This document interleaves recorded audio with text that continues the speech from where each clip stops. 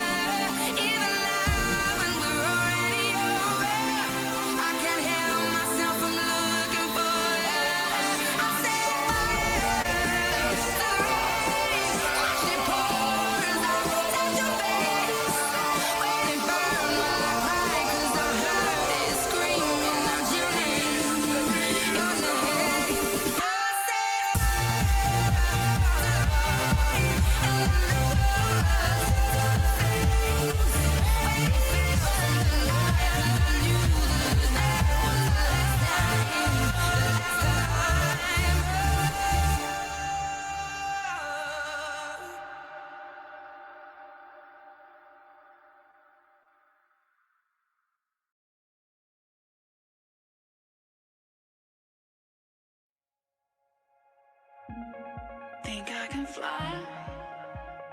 Think I can fly when I'm with you.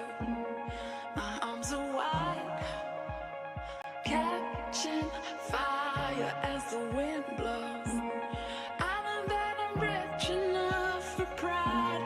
I see $1 billion in your eyes, even if we're strangers till we die.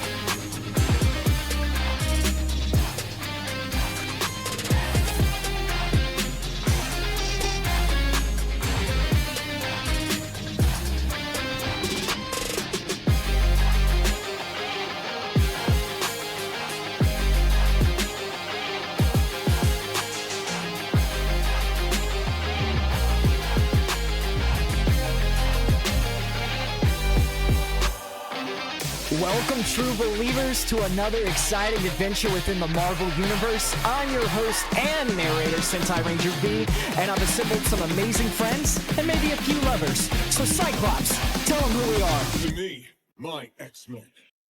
That is right, we are To Me, My X-Men, a X-Men TTRPG that streams right here on Twitch at twitch.tv/SentaiRangerV, but you can catch up on previous episodes on YouTube at youtube.com/@SentaiRangerV. Welcome in, guys.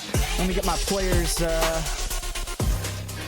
unmuted and locked and loaded. Welcome in, players.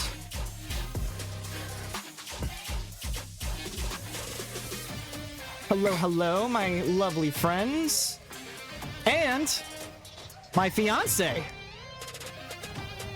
I did not tell you the news last week. We got engaged, so we're super excited. We're super happy. Let's get that. Let's go. Let's get that out of the way. And straight into the This business. is gonna be my personality for the next month and a half, 3 months or so. So, all right. So our X-Men campaign has players stepping into the shoes of new students at the Xavier Institute for Higher Learning, discovering their mutant powers, and while under the mentorship of legendary and iconic X-Men, now teachers at the school.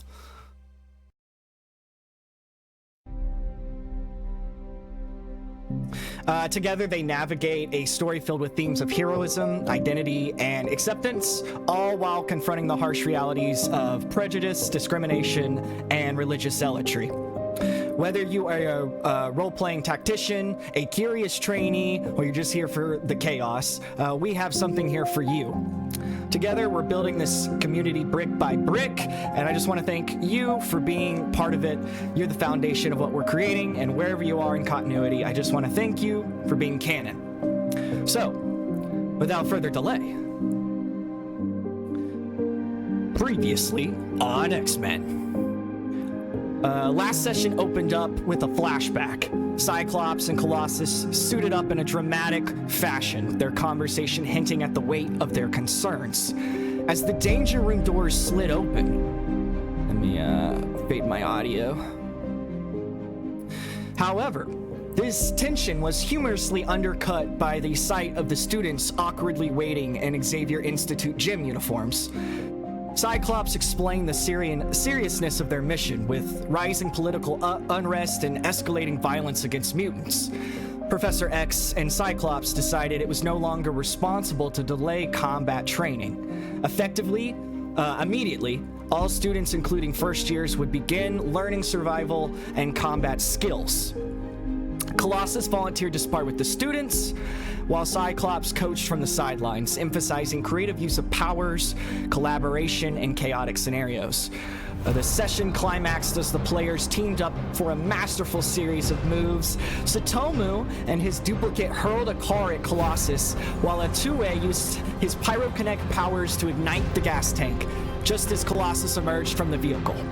The resulting explosion was a fiery spectacle that transitioned seamlessly into the vibrant fireworks of Xavier's New Year's party, bringing us back to the present. At the party, students and staff embraced a rare moment of celebration. Ottuwei and Silas, still under the influence of Sigrid's psychedelic mushrooms, received a cryptic message text from her about feeling weird and low energy after spending some time with Aiden. Meanwhile, Silas and Ottuwei were approached by Mackenzie and Nathan Reed, siblings who introduced themselves when Nathan couldn't work up the nerve to go talk to Silas on his own. Sparks began to fly as Silas and Nathan started talking. Nathan revealed his mutant ability, Flight, while sharing a romantic moment with Silas. Elsewhere, Sam bonded with Audrey, a kind-hearted student charmed by his awkward demeanor, as they watched Jubilee's fireworks together. Tsutomu found himself grappling with Vivian's persistent interest in his powers, though he remained hesitant to open up. Meanwhile, Tank, who insisted he wasn't a dancer, surprised everyone, including his potential date Mia, with an incredible performance on the dance floor after channeling the moves inspired by Usher and Grease. The crowd cheered him on, circling around him in an unforgettable moment of triumph. Even the staff let loose. Cyclops and Jean Grey were locked in on each other as they danced, while Wolverine brooded nearby with a growing pile of empty beer bottles. Rogue and Gambit teased each other by the grill, enjoying Colossus's barbecue, and Jubilee continued to dazzle with her fireworks display. It was a night of joy and release, a rare escape from the pressures of the outside world. But as the countdown to midnight began, the atmosphere shifted. The clock struck 12, and pink energy subtly surged among the couples who shared a New Year's Eve kiss. The energy was channeled through Forge's mutant-made replica clock tower and ultimately absorbed by Vivian, who was revealed as Volterra, a desperate mutant with energy-absorbing powers. The romantic partners of the evening, mere shape-shifting duplicates, dissipated into glowing energy before the players' eyes, returning their stolen vitality to Volterra. Worse still, Volterra had absorbed enough of the X-Men's energy early in the night to incapacitate them and the rest of the students at the party. So it really was leaving the players up to the Institute's last hope. What followed was a climatic all-for-nothing battle, Volterra now donning a sleek black and pink energy suit, put up a formidable fight, but the players rose to the occasion, applying the teamwork and creativity they honed in Cyclops' and Colossus' training. Through clever use of their powers and strategic collaboration, the players overwhelmed Volterra, neutralizing her threat and saving the Xavier Institute. As the battle ended, the smoke and debris settled, leaving the players standing there, battered and breathless. They exchanged exhausted glances, silently asking the question that lingered in the air. What comes next? So that's what happened on last episode.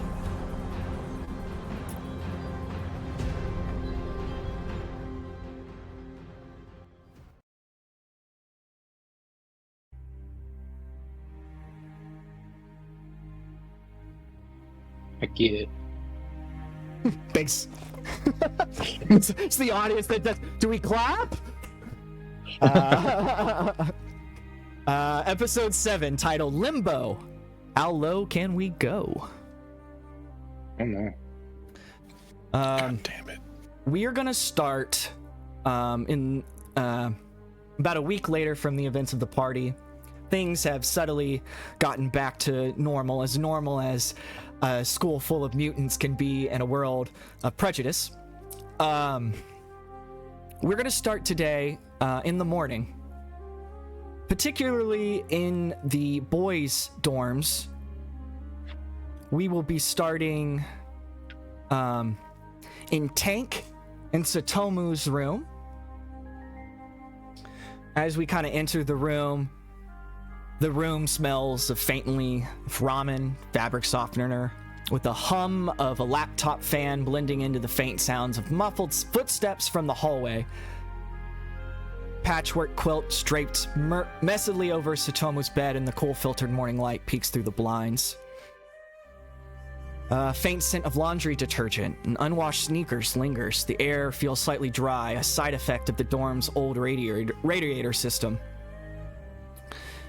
Tsutomu's duplicate's headphones buzz faintly as he binges WWE videos. His occasional exclamations of, "The Dwayne!" punctuating the silence. Kind of has like the blanket over his head oh wait, I think I have you muted, Secret. I saw you saying something. No, you muted yourself. Okay.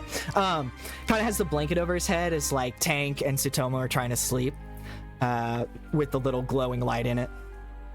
Tsutomu, you're gonna slowly wake up after hearing some of the noise coming from your duplicate's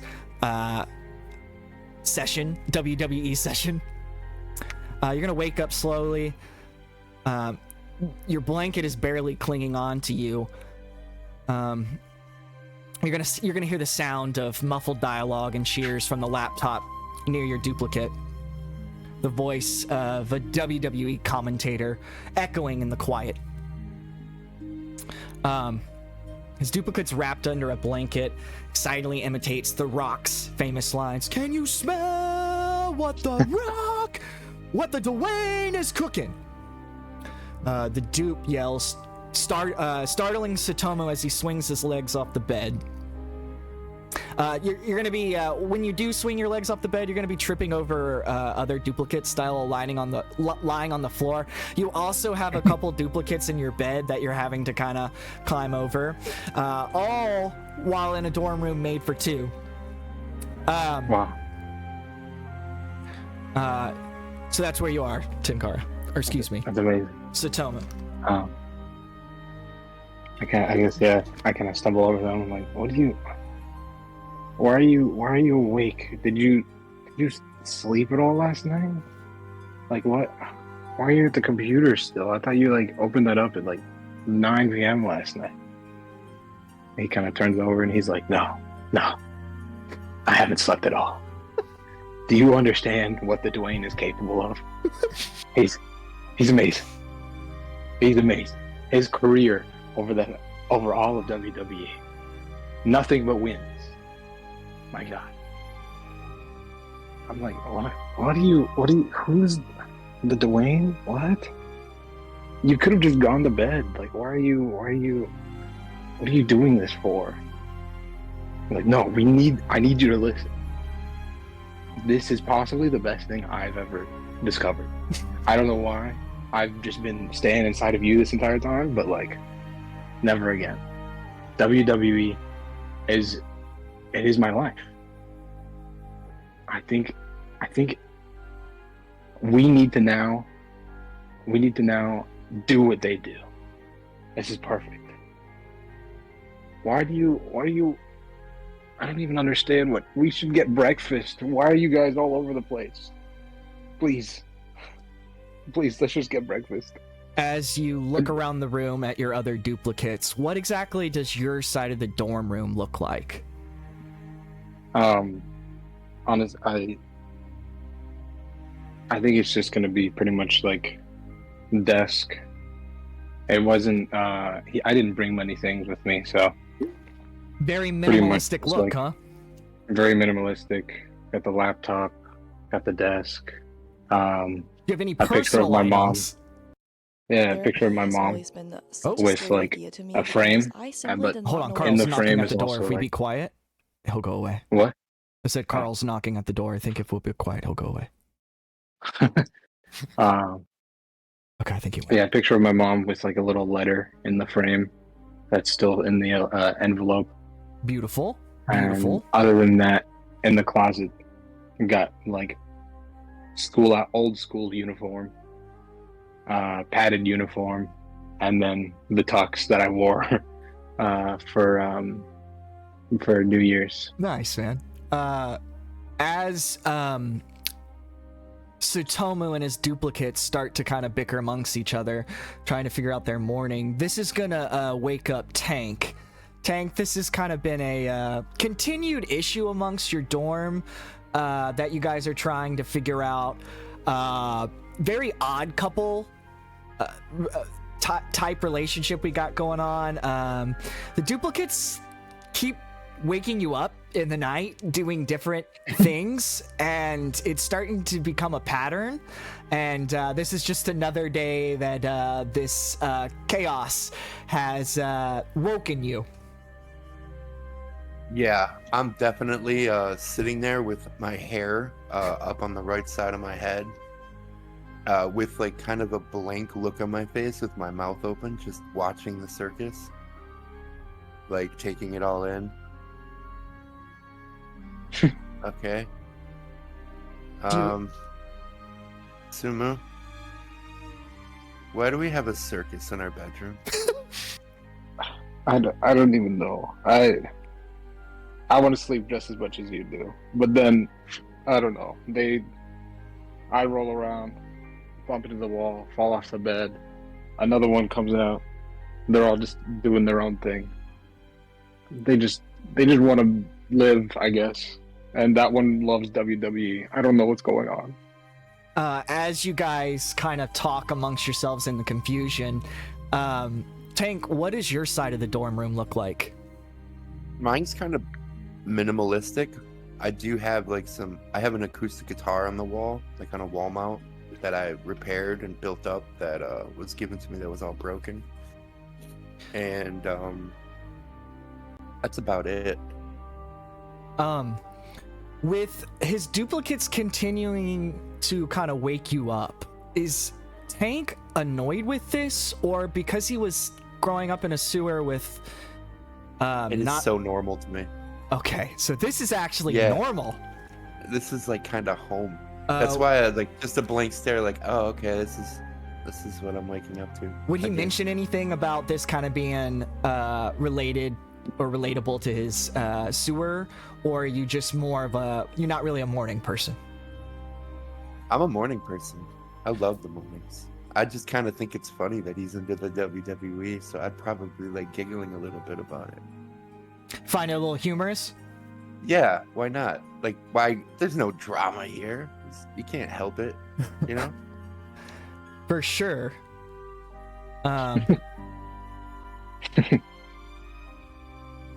It's nice to have cool people around.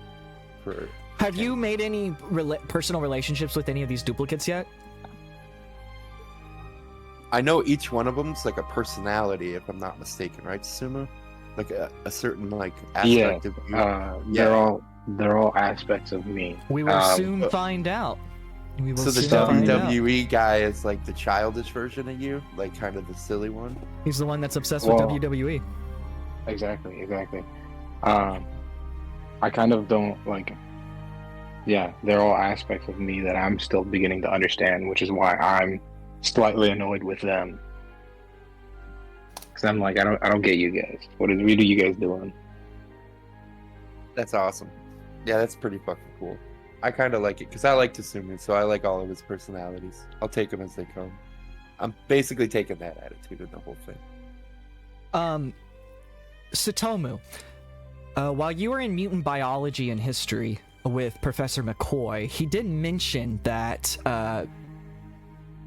you mentioned some of your concerns to him, and he did let you know that if you wanted to stop by his science lab, you could get some analysis and go over some of the newer symptoms and other things that your duplicates have been doing. The fresh things that your duplicates are doing. I'll mention it to the one watching WWE. I'm like, okay, you can watch. What did you? I don't even know what you called them. Rock Johnson. Wayne. You don't know who Rock Johnson is? I don't even know. You can watch that. The rest of us are gonna go and we're gonna get breakfast. Tank, you can definitely come with us. After that, we gotta go talk to Mr. McCoy. This is getting out of hand. And so those two kind of continue with their morning. Is there any morning routines that you guys have? Like, are you just straight out the shower? Like, anything particular? Thanks for the follow, True Monkey. I'm going full, like, washing my face, brushing my teeth.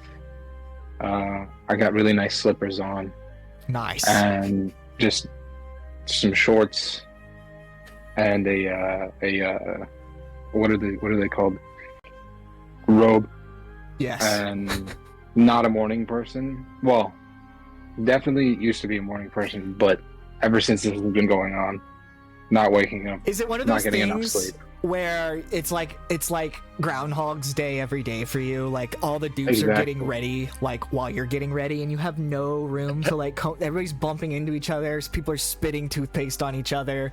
There's no room. I'm exhausted because I barely slept. So used to be a morning person, but everybody else is they're all doing stuff. So I'm like, I don't even know what's going on anymore. Amazing. I just need food. Amazing. Tank, is there anything particular that your character does in the morning to get ready? Thanks, Myers fam. New subscribers everywhere. Thank you guys. Much love. Much love. Tanky, are you muted? No, I'm not muted. Sorry. You're Somebody okay. came into my room. You're fine. What do I do in the mornings? No, I'm very solitude in the mornings, but I don't mind the ruckus. It's kind of like being in a busy house. Mm-hmm. I enjoy it. I enjoy the loudness of it. So Tank is one of those people that kind of is a slow start in the morning to get the engines going, kind of a slower. I say good morning to every single Tsutomu. Oh my God! Good morning. Good morning. Good morning. Good morning. Good morning. Good morning. Good morning. Some of them are really excited about it. They're like, "Oh man, hey, good morning. How's it's it going? a great day, dude. I'm Wonderful so morning. excited today. Let's What's up? fucking go!" Some of them are just like, "Oh yeah, I guess it's morning again." I don't know what these Okay. guys are doing. I grabbed the WWE guy, put him in a headlock, and let's go get breakfast.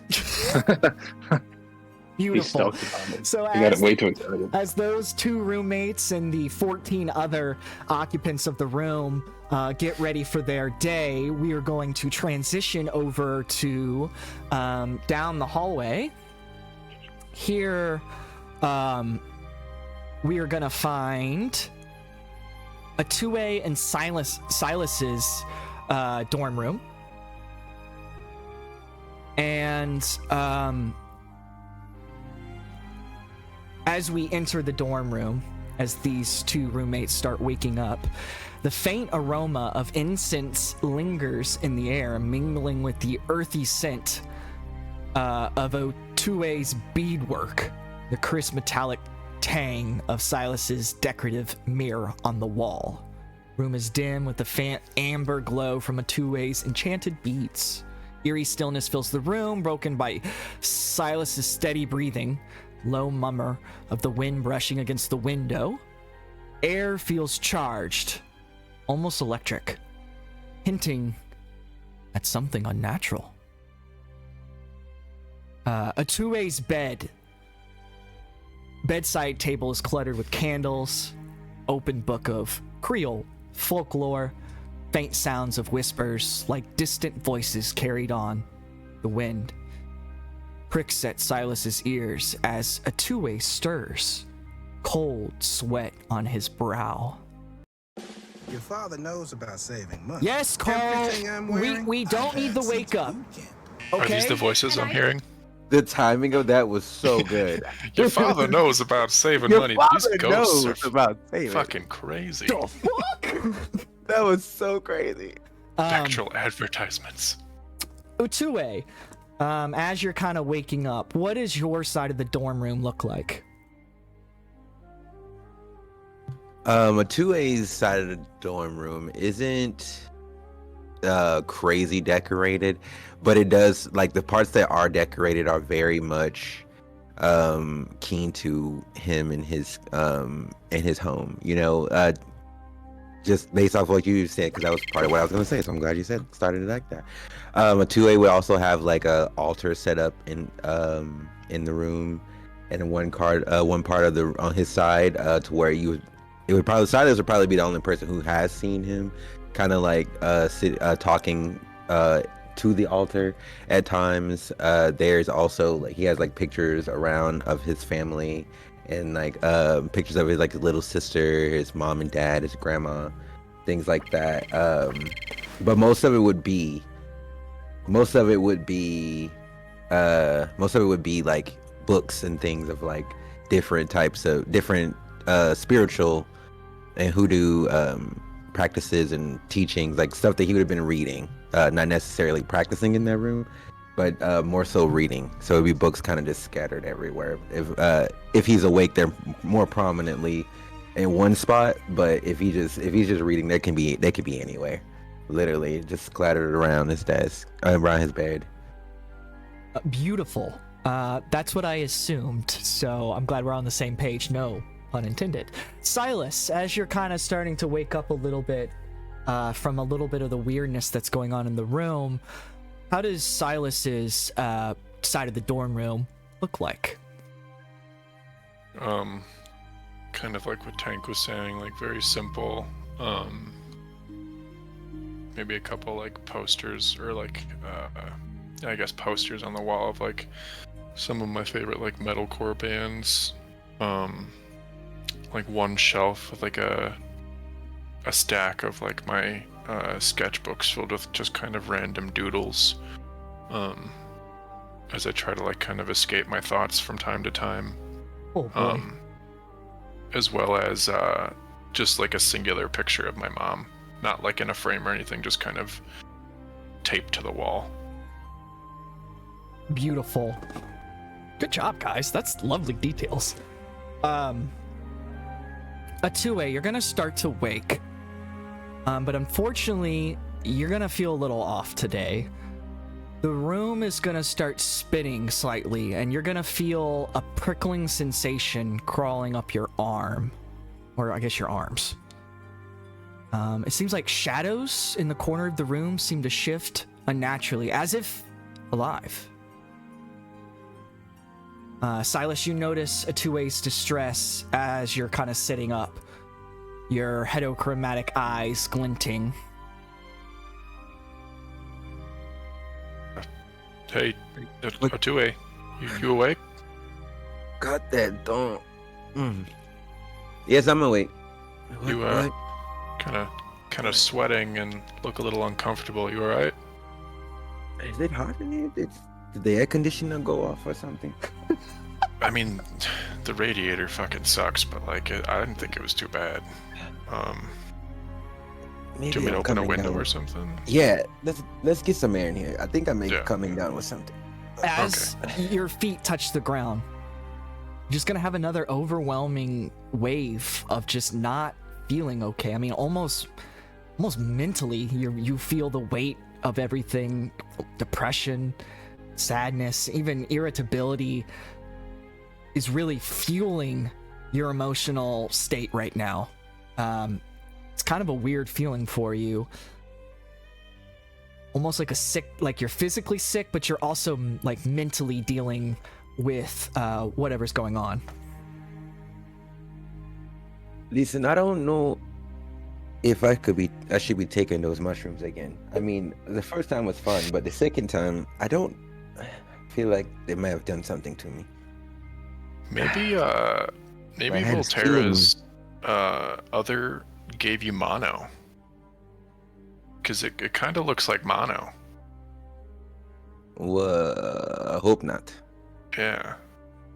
I just need some food. Yeah, that's... I think that'll do it. Yeah, hopefully.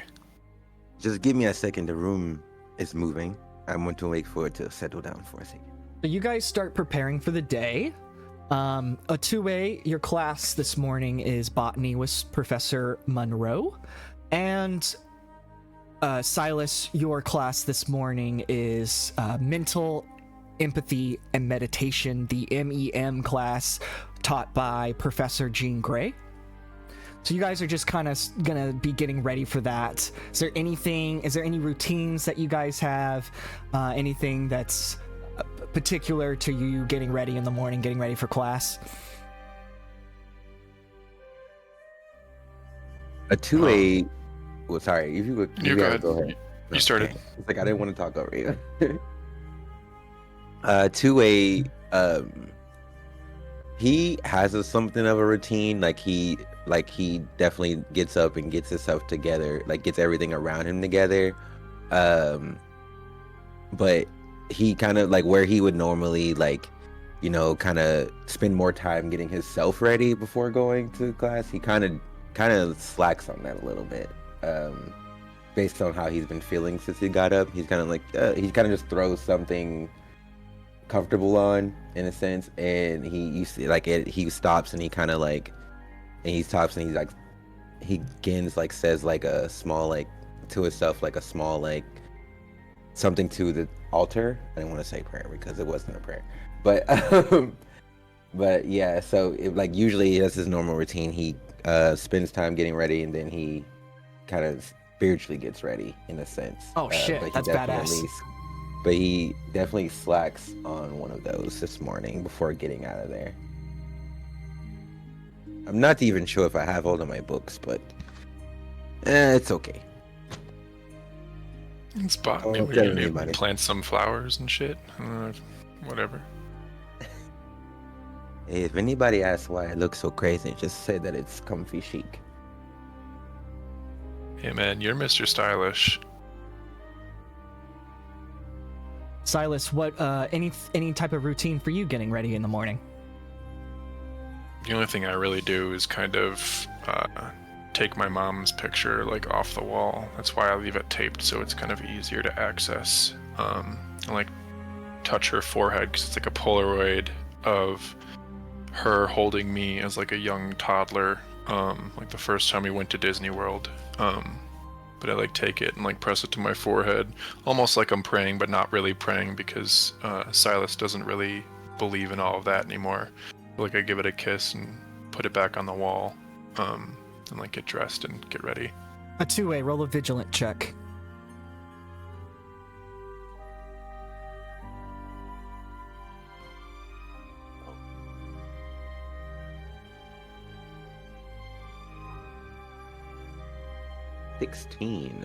You would see this kind of routine that Silas does. Do you comment on it or anything? I think Ottuwei notices, but he doesn't necessarily comment on it because he kind of sees it in the same fashion as he see like what he does. You know what I mean? It's kind of like he looks at it as like personal time, especially considering how he sees communing with people, you know what I mean? Especially when they're not there, you know what I mean? He's like, oh, you know. He looks at it as like it's a private conversation type of thing. You're kind of respecting the moment for your roommate. Ottuwei is such a kind person. There seems to be a knock on the door. Hundreds of online ads daily. Here's how a man's life would change. Just be quiet and he might leave. So as you continue to get ready for the morning, Ottuwei, excited for botany, he does enjoy the class with Professor Monroe. So Ottuwei is going to try to give it their best shot today, even though they're not feeling very well. So we're going to transition there. Thank you, my lovely pair. And we're going to go over to the other side of the Xavier Institute mansion. We're going to be at the girls' dorms. Here we will transition into Ileana Rasputin and Sigrid Gavel's room that they share. Here, the air is cold, almost unnaturally so, with frost forming on the edges of the window. Ileana's astral form floats silently above her bed, its faint glow casting long, flickering shadows on the walls. A faint, sulfurous smell lingers in the room, the aftermath of Ileana's astral battle in Limbo. Limbo's the dimension that she comes from. That's where she kind of accesses her power. She rules over this dimension. The ambient light is dim, with patches of dark shadow that seem unnervingly alive. Sigrid, you're gonna wake up to find Ileana's body sprawled on her bed, but her astral form is meditating above her physical body. The soft hum of energy fills the air, almost like a low chant.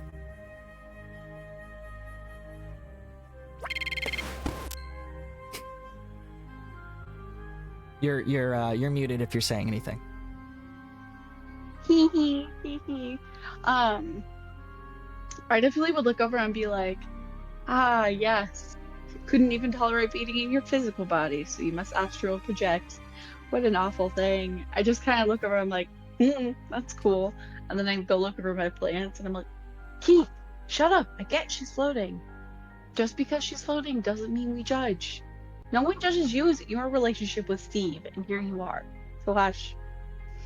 As you do your morning routine with your plants, what are their names? Keith, Steve, and Richard. Keith, Steve, and Richard. Somebody write that down for me, please. Sigrid has little plants in pots that she communicates to. She has that ability. What does your side of the room look like exactly as you're kind of getting ready for the morning, as you also have botany class with Professor Monroe today? I'm gonna have a mystery amount of money that I somehow came upon that I had with me on my way to the Xavier Mansion. I don't know how I got it in my possession. It was just in my bank account. I don't know how that money got there. Don't ask me. But then so I ended up using it to like paint my half of the room like a dark, I think it's like a dark greenish blackish kind of color with like purple ruffly curtains. Like, think Victorian child. If there is a Victorian child recovering from tuberculosis, that's what the room looks like. Love that.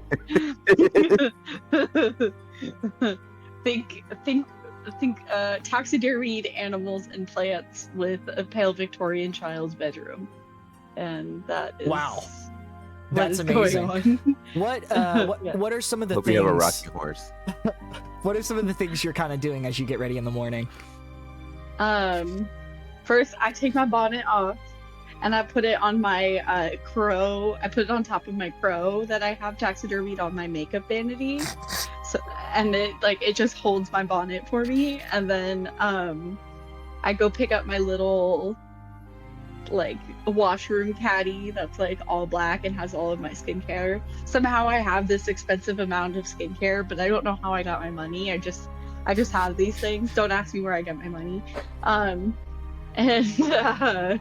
I just make my way over to the bathroom. Well, I have like one hand, I have like a caddy, a black caddy full of skincare. My other hand's on my cart with my 3 plant friends, and we all go to the bathroom together. Wow. Leave me alone. Don't ask me about my money. Don't ask me where I got my money. You take a shower or anything? Like, what do you? I go through I do an everything shower. So everything shower means that hair, shaving, skincare, toenail polish, fingernails. As we cut through a montage of sea grids every shower, we kind of cut back to the steam kind of coming out of the bathroom door. You still see like Ileana's body just sprawled out physically, but her meditation is still consistent. Kind of a montage scene to show that it is an everything shower. Are you singing? Are you humming? Is there anything? Are you talking with your plants? I have 9 to 5 by Reba McEntire. Of course you do. McEntire blasting from my shower. Of course you do. And I also have the Dixie Chicks playing. Amazing. At the same time? No, one after the other. I have a perfectly curated playlist called Single Moms Playlist. And as I play for my plants to let them know that together. Yeah, it was a Single Moms Playlist, MILF playlist. As you finish your everything shower and you kind of come out, you open the door, you come out of the thing, you're pushing your cart. It makes enough sound to start to wake up magic as you kind of walk over to your vanity and as you start to do your girls things.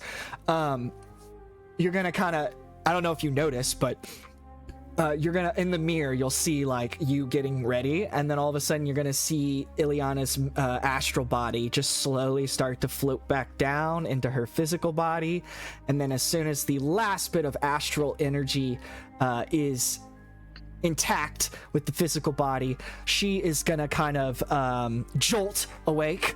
Her face is very pale and her breathing is shallow. She sneezes and aches. What the fuck? Muttering about feeling sick. Why do I wake up feeling like I was hit from truck? Oh.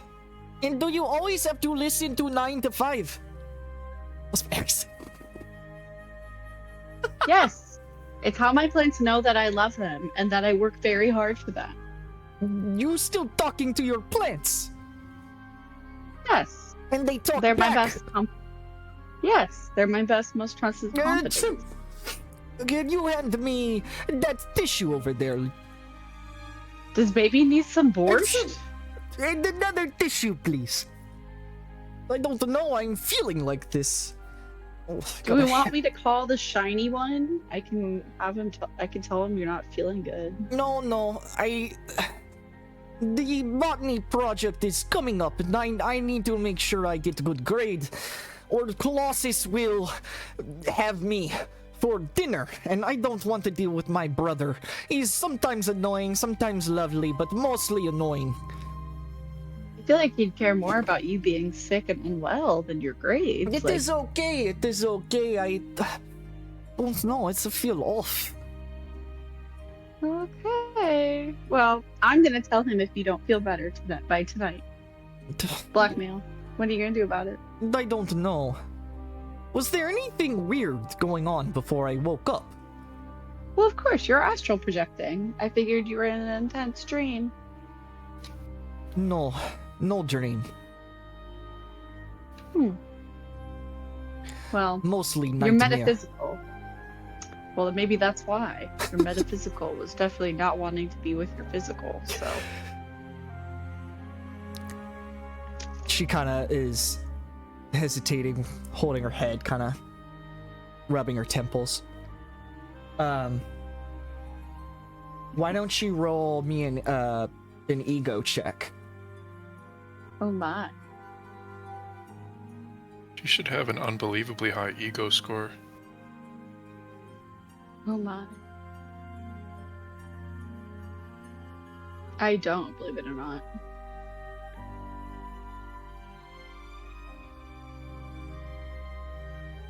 Hold on. Meanwhile, I just want to shout out to everybody in stream right now. Thank you so much for hanging out with us tonight. I really appreciate it. And thank you so much to my subscribers. That was awesome. I worked really, really hard on this session, so it means a lot for you guys to shout that thanks back to me. So appreciate you guys. Much love. I got a 10. A 10? Yeah. She kind of starts to get up. You can hear her kind of aching. Oh shit. She kind of starts to explain hesitantly. She says, do you know or ever have heard of Limbo?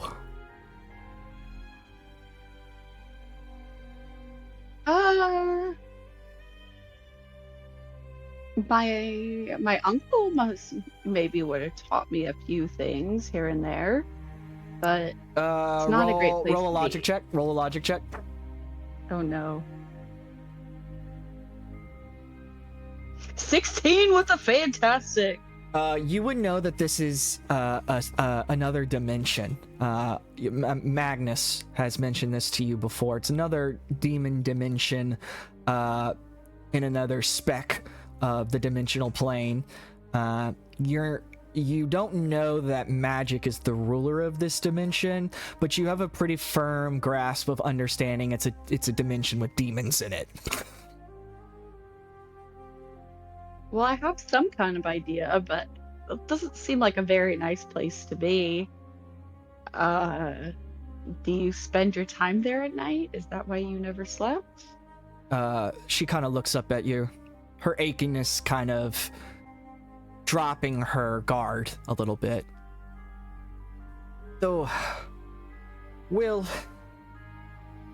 look, I spend every night in Limbo. Every night I go to sleep while everyone is sleeping.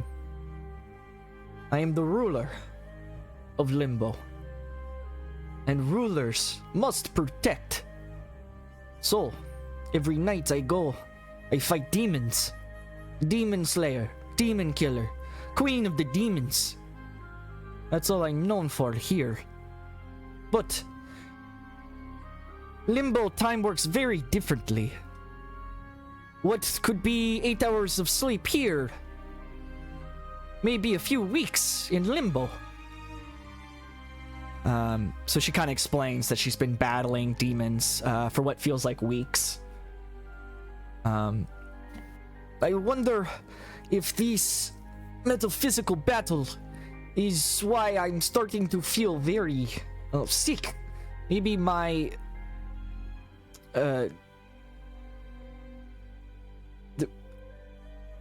what's your sickness thing?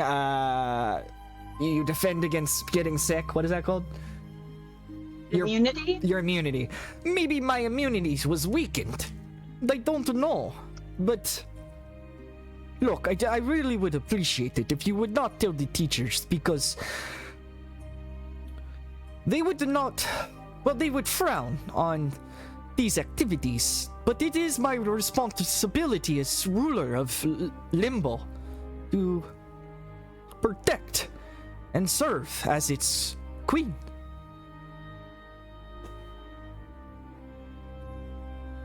I mean, that seems like a handful. I would imagine why you'd get sick. Did you know that most ancient rulers would often get severely sick with colds, and the reason why that they couldn't continue to rule their empires, like the Ottoman Empire, Alexander the Great, is because they literally just dropped dead from stress. So, I hope you've got therapists. As she's like brushing her hair, she stops. Do you always have weird notes? Are you a book? Why do you know everything? I don't know everything, and if I knew everything, I wouldn't be here. But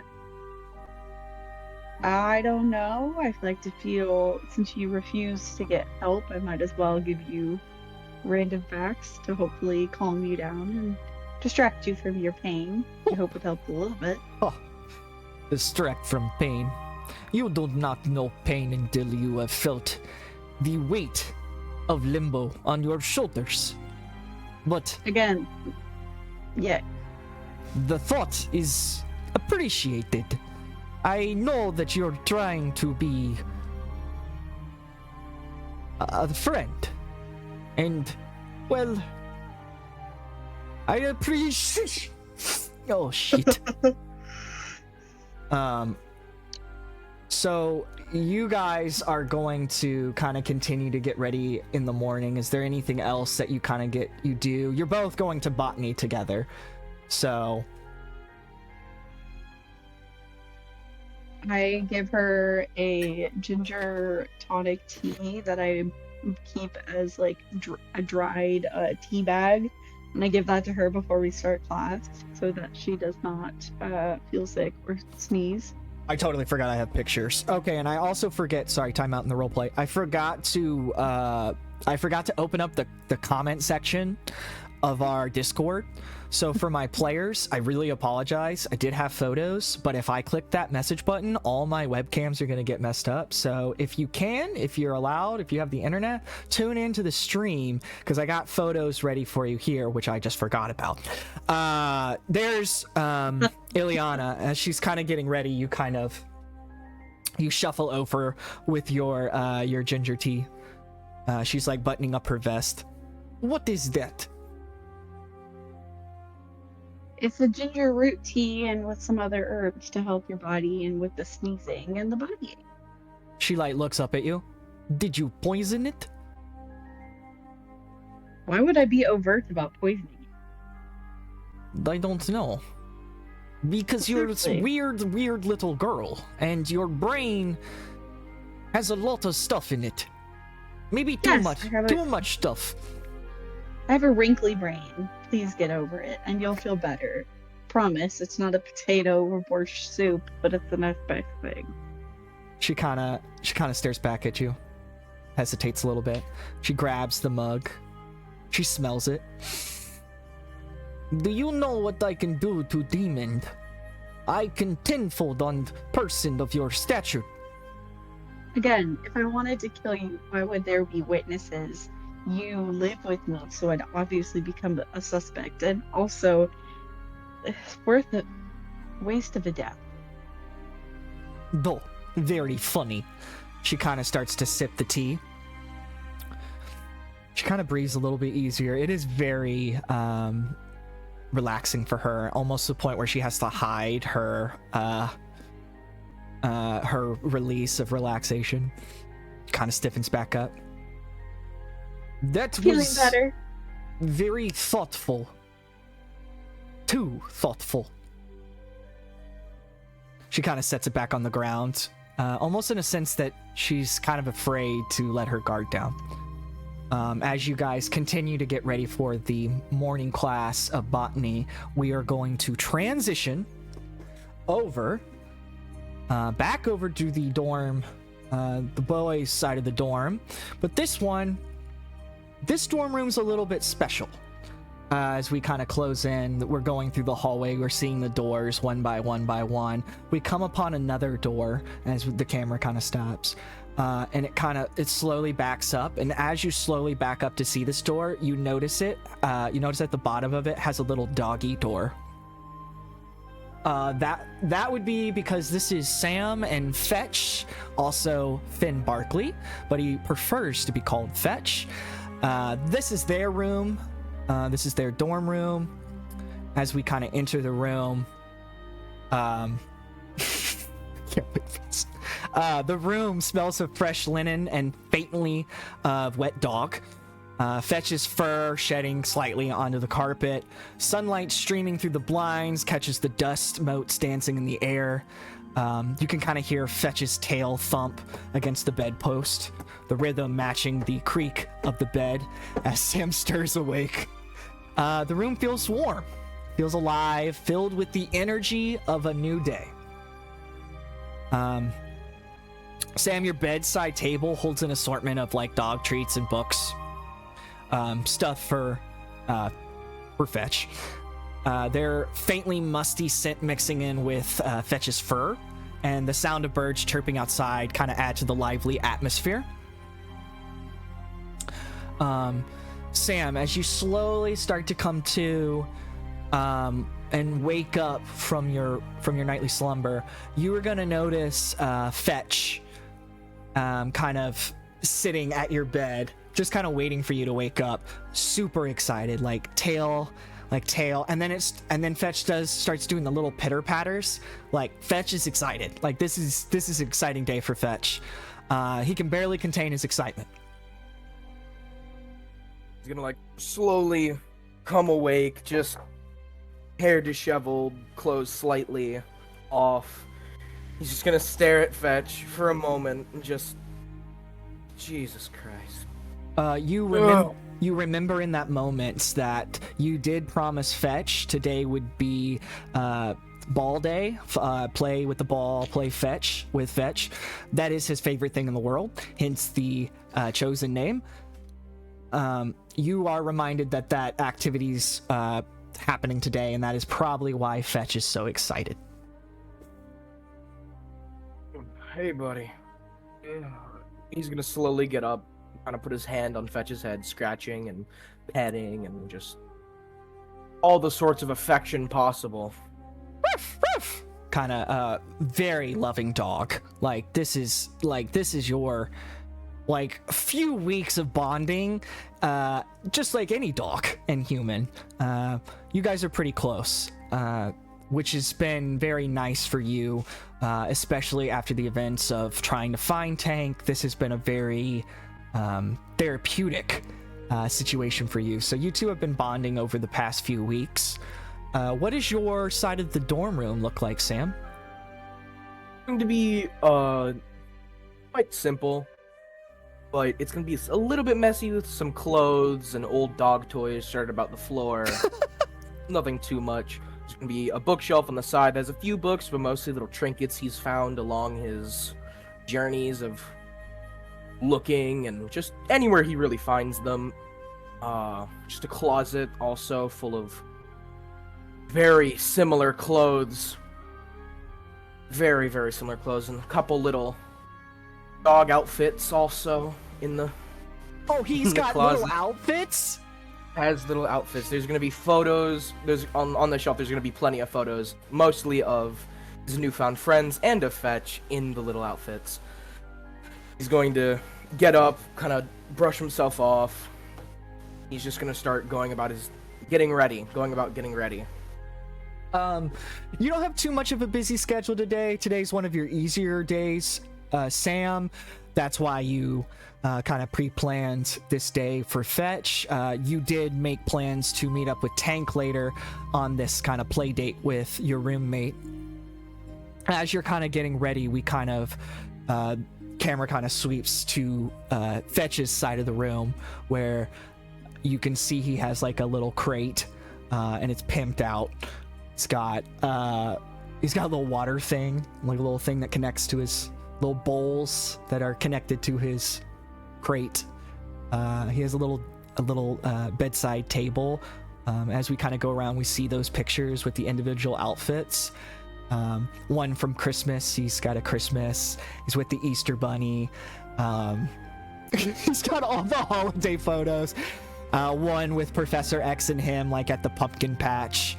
One of the first months of him being at the school.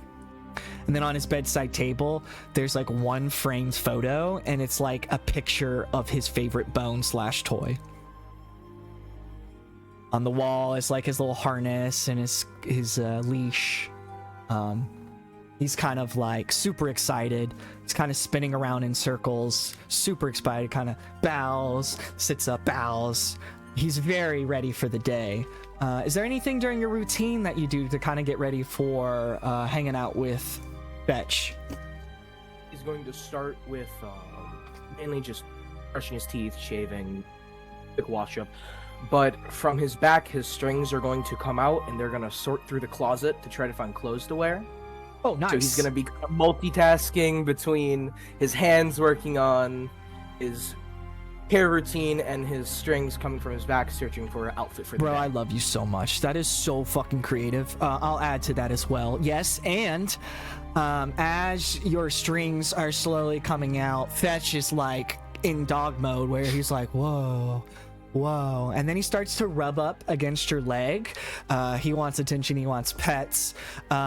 Would you send another tendril out to yeah, it's gonna look the somewhat resemblance of like how a armature wire hand would look, and it's just gonna scratch his head. You start to see another part of his body formulate strings as they start to populate and grow. They slowly kind of working together to form this hand, and it starts to pet Fetch to the point where he does that. He rolls over, and now he's on his belly. He's really enjoying it, very much so. Beautiful. As you kind of finish up, is there anything particular that you're wearing today? The most casual of casual clothes. Okay, super Just casual today. Slightly, somewhere a bit little torns in them. As beautiful as... Oh, wait, shit. We're not with Ileana. I'm also a producer and director. I gotta do my job. Oh, shit. Everybody back to one? Okay. There he is. All right, there you go, Fetch.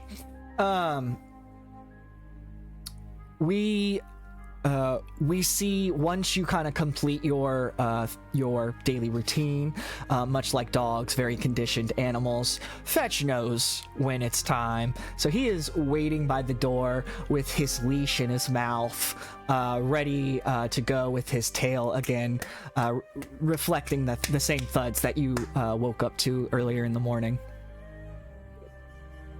He's going to walk over. He's going to grab one of the several balls on the floor, put in his pocket, takes Fetch's leash, hooks it on, and he's gonna exit and presumably go spend ball day with the dog. As you close the door, we just hear Sam.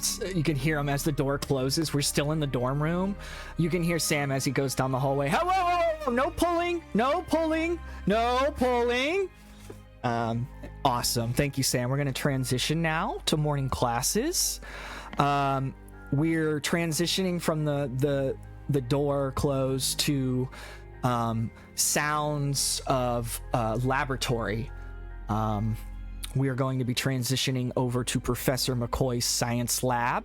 This is a high-tech laboratory. I remembered.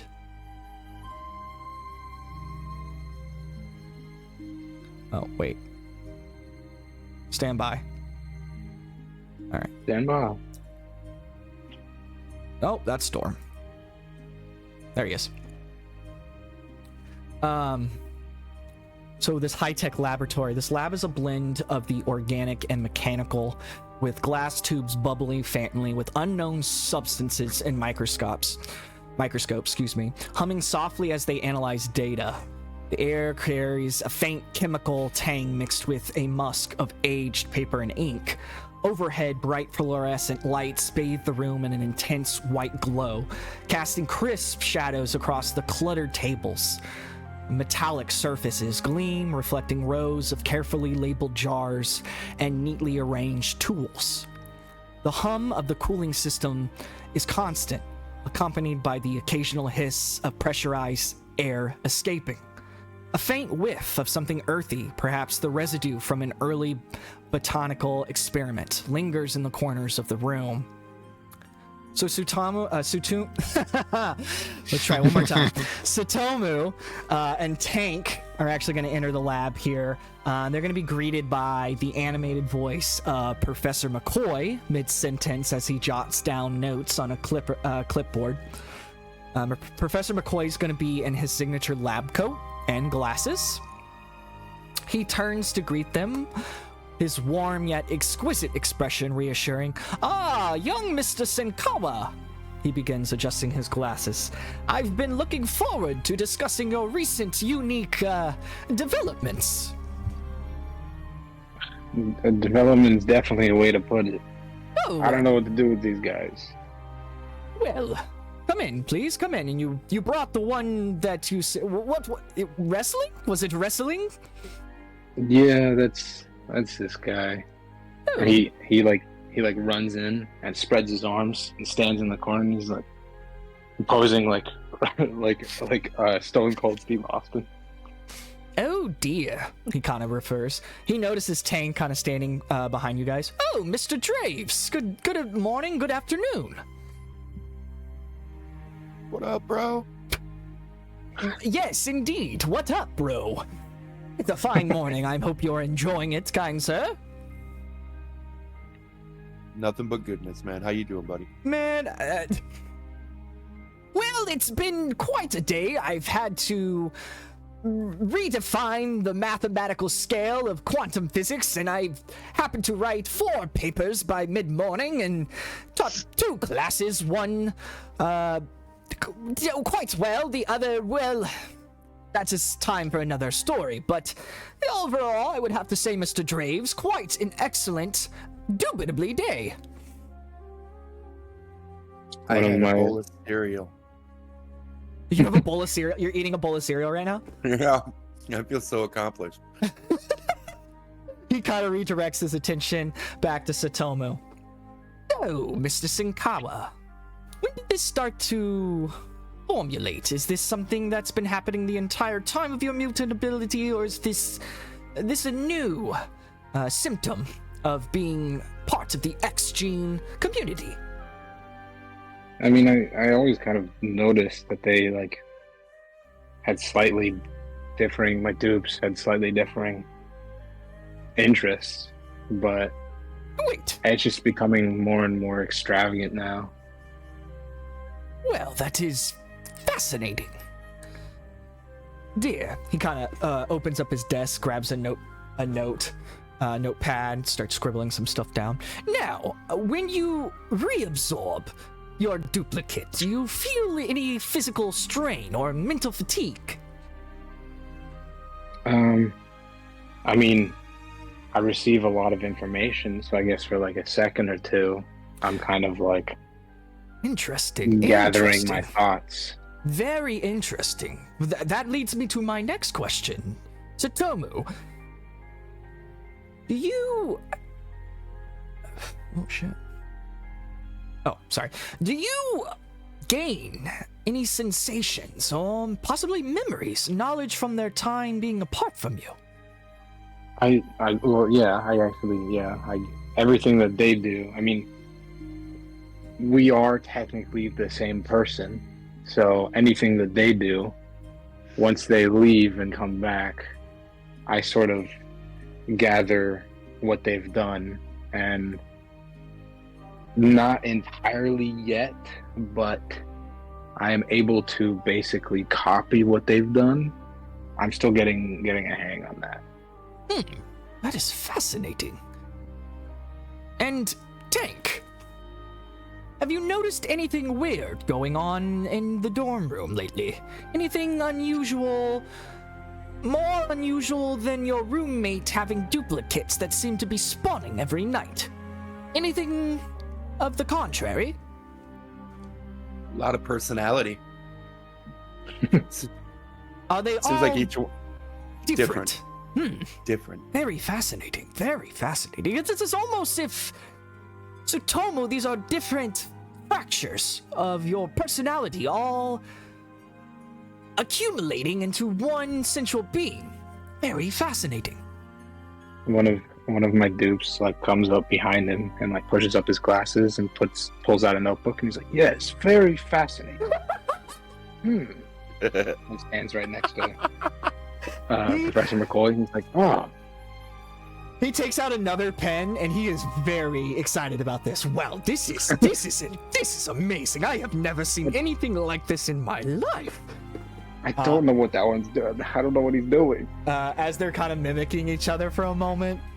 Well, do you have the ability, as he's kind of looking at him, you have the ability to refuse reintegration, or is the process inevitable with physical contact is made? It's pretty much inevitable. I mean, if it's like skin on skin, yeah. But most of them have gloves or sleeves, so we can like bump into each other, do like fist bumps, shake hands, and it's fine. But the second it's skin on skin, it's pretty inevitable. Tank, would you say that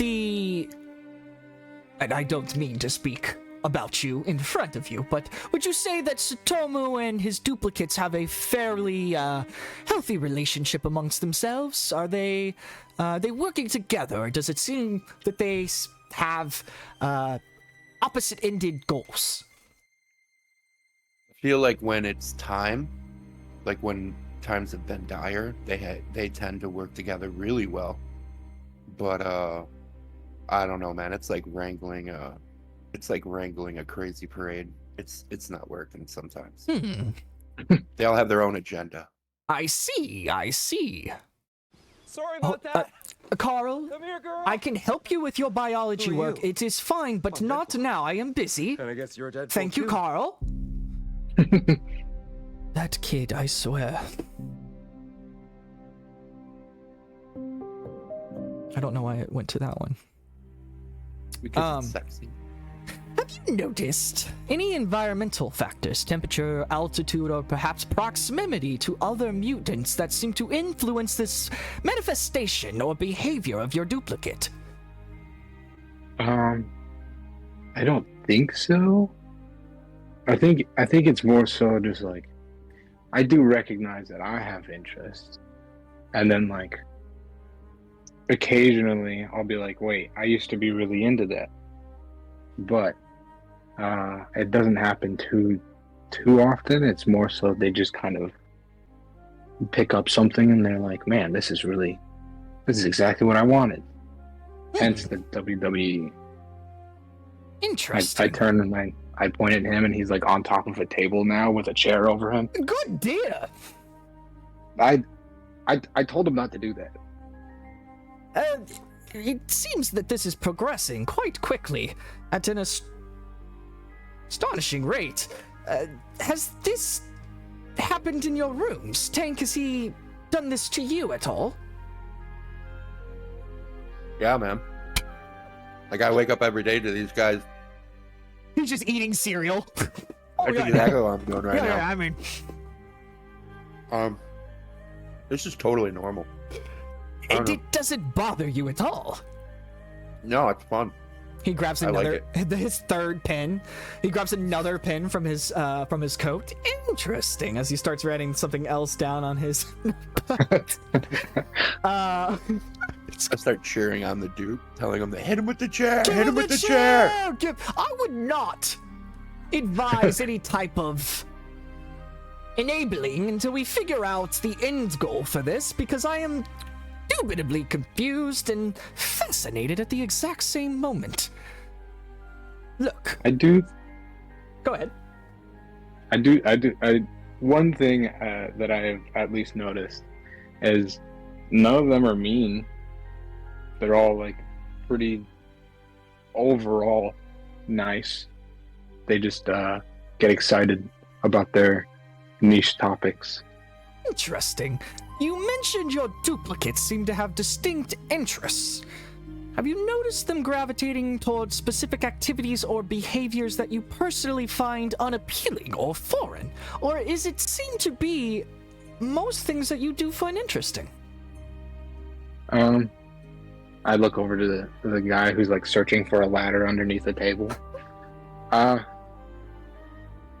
mean, I wouldn't necessarily do that, but I thought WWE was cool a while ago.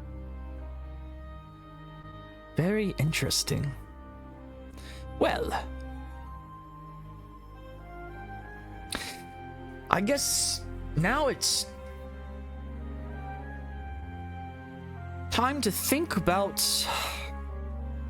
rights. I mean, if your duplicate expresses desire to remain separate indefinitely, would you respect their choice?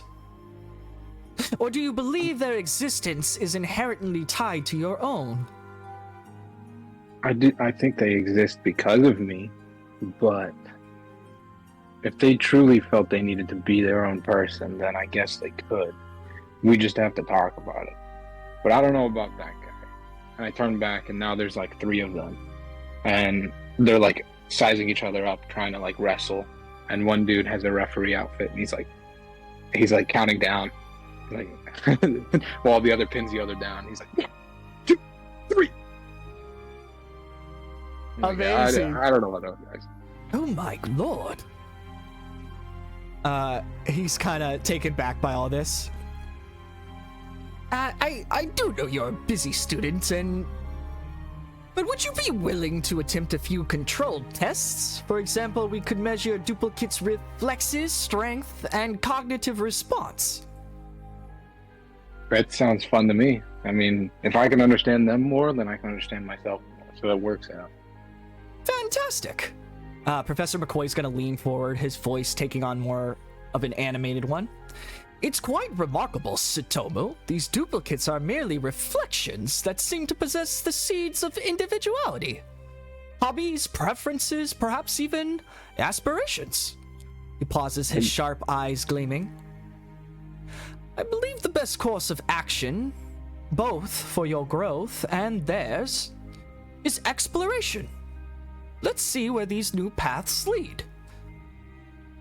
He's gonna kind of take a picture from his desk as he kind of walks over. With a broad grin. Man, that sandwich Carl, looks I lovely. do appreciate your passion for biology, but there is a time and a place. Young man. With a broad grin, Beast rises to full height, gestures to an old photograph, which I did bring. There's your photograph. It shows a younger McCoy midair in the wrestling ring, posed to deliver a dramatic takedown. Did I ever mention that I spent a brief but spirited tenure in professional wrestling? The agility, the strategy was exhilarating. That's amazing. Don't give him any ideas. I don't think he slept for like 48 hours. I'm gonna be honest. Does your duplicate hear me talk about wrestling? Yeah, 100%. He's on the table and he's tapping his elbow. He's like, I'm gonna take him down. I can do it. He's like ready to jump on top of him. Jake, do you have any Mr. McCoy? Do you have any reaction to this, or is this again just another day in the Tsutomu tank room? I put down my bowl of cereal, and I'm like, Soma, I think you got this. I have to go meet up with Sam here in a little bit, buddy. You good? You need anything? I think I got this. I think there's like one of me that's around here that's like really good at listening, and just like having my back. I'll talk to him for a sec. I don't know. All right, man. Amazing. So Tank will put the bowl of cereal on Mr. McCoy's desk as he leaves the room, and goes and finds Is he gonna just leave that there? Oh, don't worry. I'm pretty sure there's like there was another one I found. He's Your like got duplicate major that OCD. cleans? Yeah, he's got major OCD. Fascinating. Indubitably. He's gonna kind of get back to what he was talking about before. Turns back to you, his voice encouraging. Perhaps your duplicate's interest in the sport is an echo of my own adventures. Since I am the coach, I propose a trial with the school's wrestling team. Who knows, you may discover something extraordinary about them and yourself. That actually sounds pretty fun. I'll join. Yeah. Perfect. Then we'll meet after class this afternoon. Perfect. It's a date. Get down, Papa. And he like. Be careful. I look at him. Don't touch and he that. like jumps onto another duplicate. He lands on top of him. Puts him in a headlock. We kind of slowly pan away from the class, and you just hear glass break in the background. No! Goodness gracious. All right, amazing. Thank you guys so much. We're going to transition there to a greenhouse. A greenhouse on the property of the Xavier Institute. The greenhouse is a luminous sanctuary filled with vibrant greenery, hanging vines. Turn my photos off. Hanging vines, sunlight filters through the glass panels, creating a dappled golden patterns on the soil and plants. Exotic flowers glowing faintly with bioluminescence add a mystical touch. A soft hum of bees and insects mingles with the occasional rustling of leaves as a gentle breeze passes through.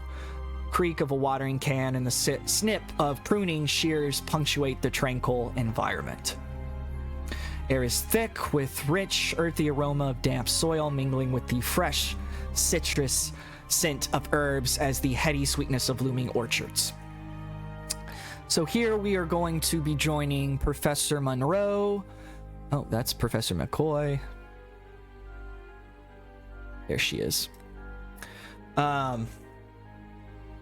As we kind of come down into the greenhouse to find the students working all kind of around each other, working on individual plants, and it seems as if this is a project they have been working on and not something that they're starting. Storm stands at the front of the greenhouse, her sincere demeanor commanding attention. She gestures towards a wilting plant. Plants, like people, endure struggles. Some face drought, others too much rain.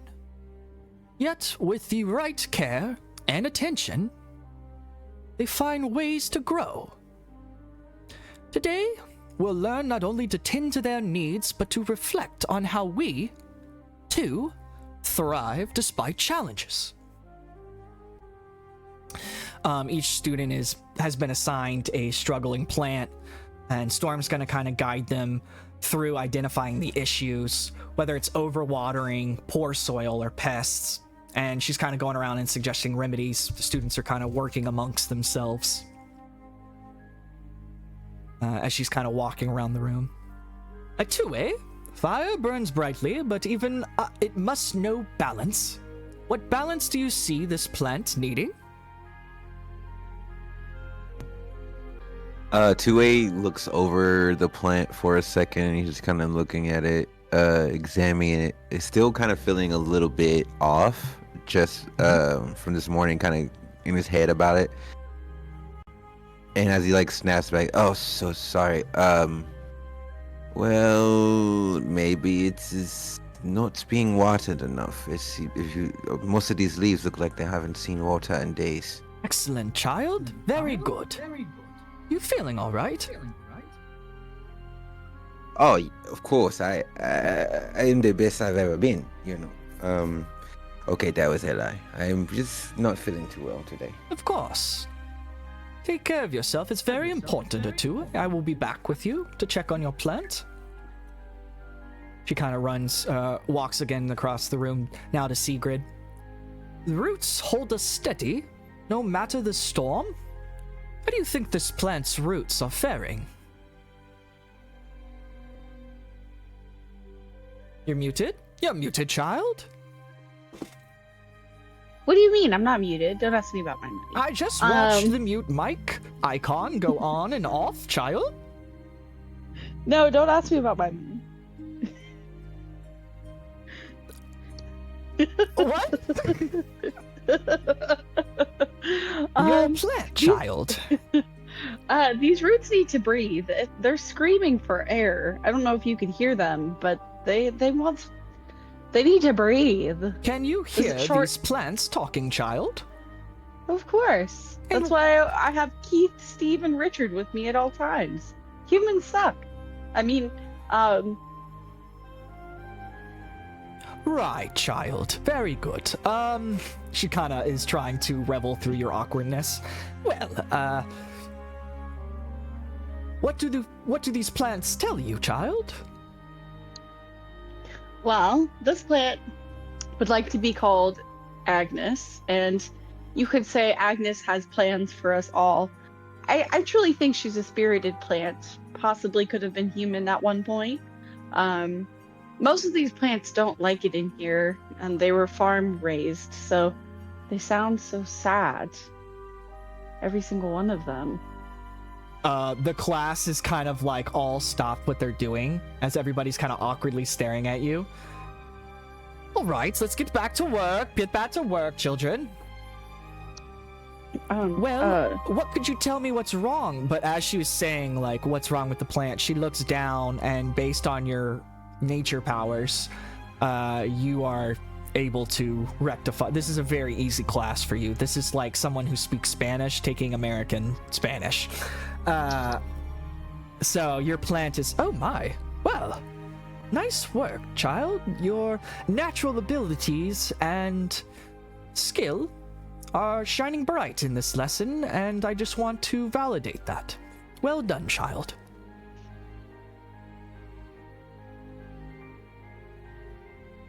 I think it would be great if you let these plants have an outdoor greenhouse. They would be less sad. Oh, we do have an outdoor greenhouse and a garden, but it is middle of January, and we do want these plants to survive. They don't care. They were raised in a farm. They don't care whether they live or die. They just want to see the sun. They do, child. I promise, they do. It is my responsibility to make sure these plants make it cycle through cycle, and I take that with great heart. Yes, Carl. Well, let's stick to the lesson, Carl. Let's try to refrain from unpaid for advertisements. Thank you. As Storm continues to teach and work with the students, and as the students continue to work with their wilting, damaged plants, Ottuwei is experiencing minor symptoms. Ottuwei, you're going to start to hear indistinct mummers drifting through the air. So soft that, Ottuwei, you may think you're imagining it. They stop the moment you focus on them. Magic is around you, so Magic notices something as you're reacting, because you're just corner of her eye, she kind of realizes something, but doesn't immediately react. She just assumes things are unrelated. As we continue checking on the plants, working with our botany, Ottuwei, you're gonna glance at the reflective glass of the greenhouse, and your reflection seems to appear as a shadowy figure, but only for a split second. What the hell? He's like looking around, and he's like trying to see if he can see Secret, and kind of like if she's like paying attention, like, so trying not to be too obvious about it. And he's kind of like gonna like nudge his head over towards the greenhouse wall, like the greenhouse, like where he saw his reflection, kind of just mouths like something weird. Magic catches this. Are you alright? Echo. I'm sorry, are you talking to me? Yes, why are you staring at yourself in the glass window? Magic says. Oh, nothing. I just have been having a weird morning is all. Yes, And you know. I can agree with that. Very weird. Why is it weird for you? No, just you keep distracting me, and I don't. I first. God. My apology. Oh, you are sick. Bless you. Yeah, Yes. he pulls out a napkin, handkerchief, and gives it to her. Again, kind of reserved, kind of hesitates with letting her guard down.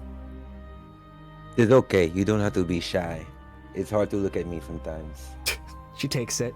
Thank you. I'm sorry. I woke up on the wrong side of bed. I always wake up on the wrong side of bed.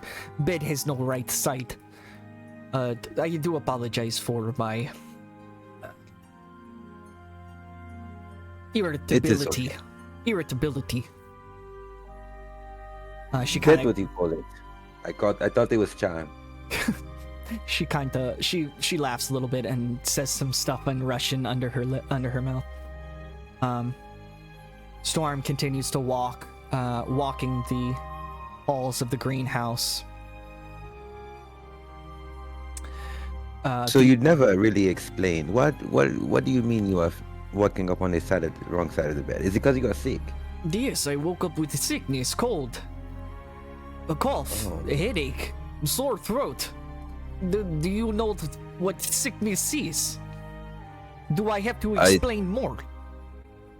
I can. I don't care. Look. No, it seems like you have done enough. My roommate says he might have mono. Your roommate says you might have mono?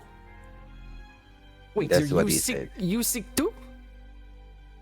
Not as sick as you, apparently, but I have been feeling out of sorts, like something is off balance.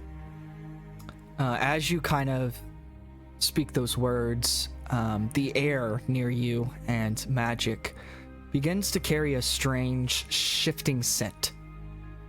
Sometimes like a burnt wood, other times like sulfur or old incense. No one seems to notice it unless they are standing very close. Magic silently reflects as she's kind of staring into the void. She starts to realize this effect feels eerily similar. She kind of starts smelling. Do you smell that? I wasn't going to say anything, but... But people you make smell fun. that. Yes, I do. It smells like burning. Something is wrong. She sneezes. As this feeling starts to swell and build almost in a sense as these symptoms kind of build up, you, Ottuwei, are gonna mumble something under your breath. Magic recognizes the words, but you don't hear it. You don't hear the words come from your mouth. It's an ancient demonic dialect from Limbo. What did you say? What did you just say? I did not say anything. What are you talking about? You don't even know what you just said. I don't know what you are meaning. As things are kind of words are escaping my brain right now. Things are starting to build up in the scene. Sigrid would take notice because you're all kind of working together in the similar area of this greenhouse. You would kind of notice Magic grabbing Ottuwei's wrist and kind of getting serious. Do you say anything? Do you react in any way?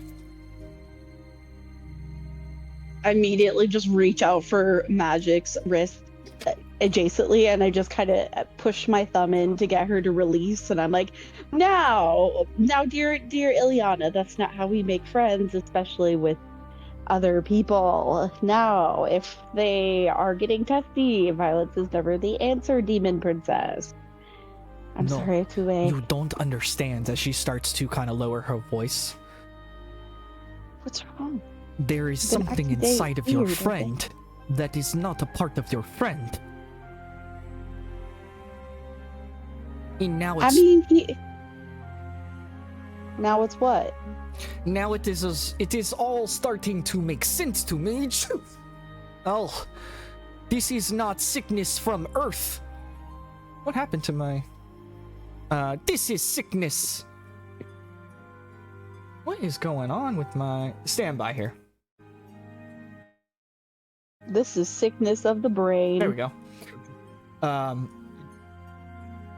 This is not sickness from Earth.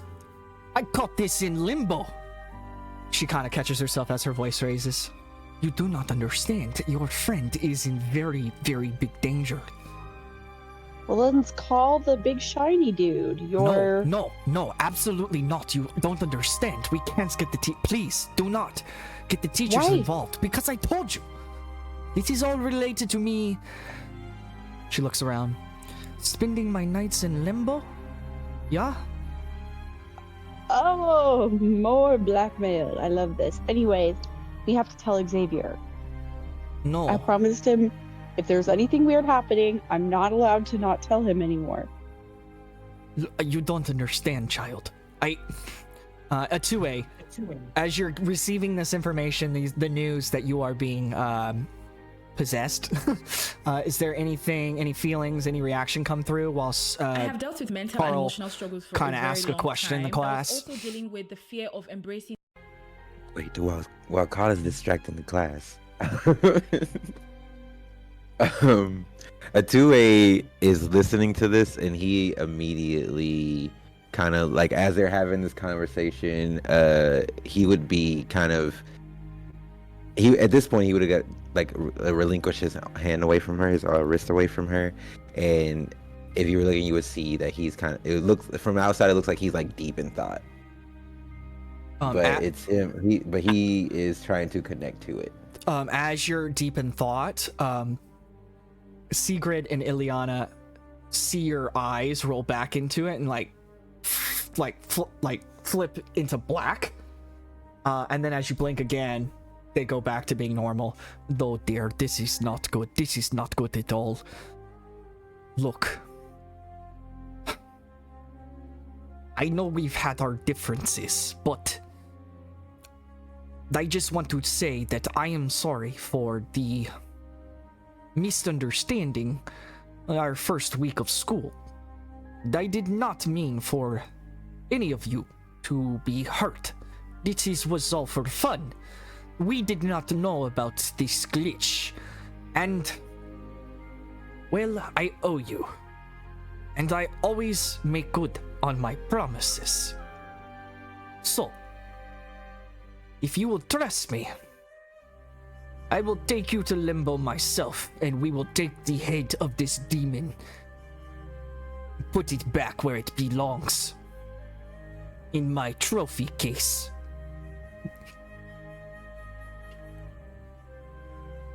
I'm down. Let's go. Okay then. We need to get out the class. Go to bathroom. I can grow mushrooms that will make you projectile vomit. How about we just raise hand, ask, go restroom? How about that? That work for you? I don't want to throw up mushrooms. But it might clear you out. It could be cleansing. Okay. She raises her hand. Yes, child. I don't feel very good. May I take trip to restroom? Of course, child. I have to go with her. I also need to go to the bathroom. I'm sorry, I don't children? need to go with her. I don't need to go with that, but I am not feeling well. So I would like to be excused if that is. You all want to go to the restroom? Well, I don't want to go. I go wherever my roommate goes, so. Oh, teenagers. Okay. I'm gonna go ahead and roll an ego check. Deception check. Damn it.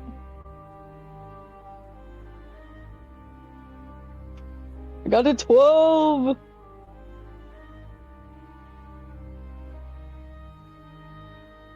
I didn't get a 12. I definitely got a 7. A 7. Okay. Big goofy 7. She kind of. Yes. Well, child, I don't know if you're telling me the truth, Sigrid. You may be excused. I lost my storm voice. Child, you may be excused, but I would like to see a little patience before anyone comes back from the restroom, unless there's anything else you have questions like sister on. Girl.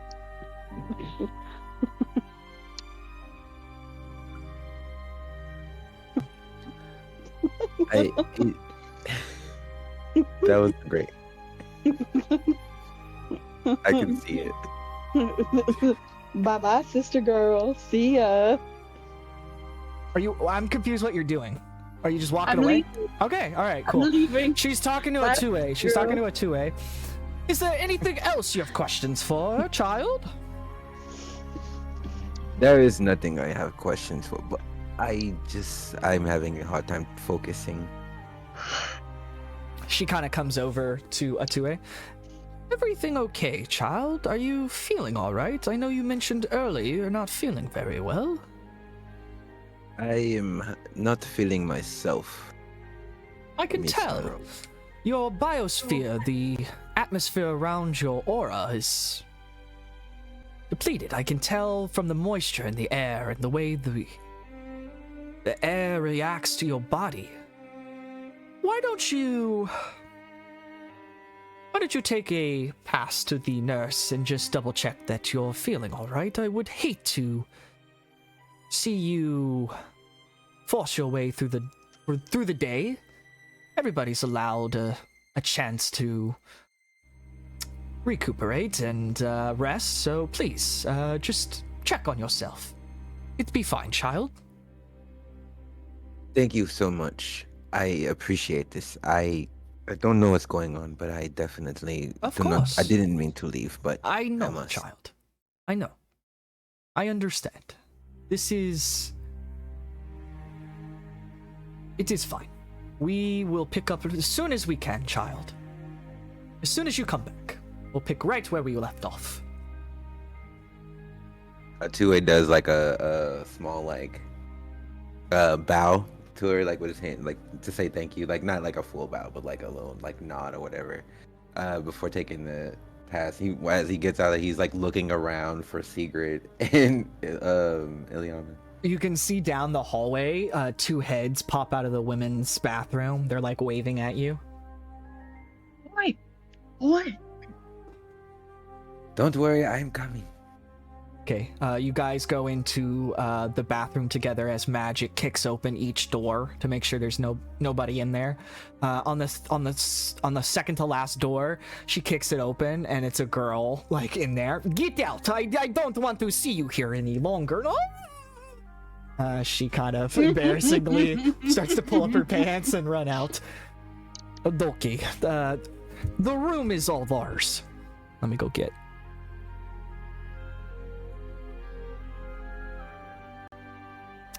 Come, follow me. As she walks herself into a stall.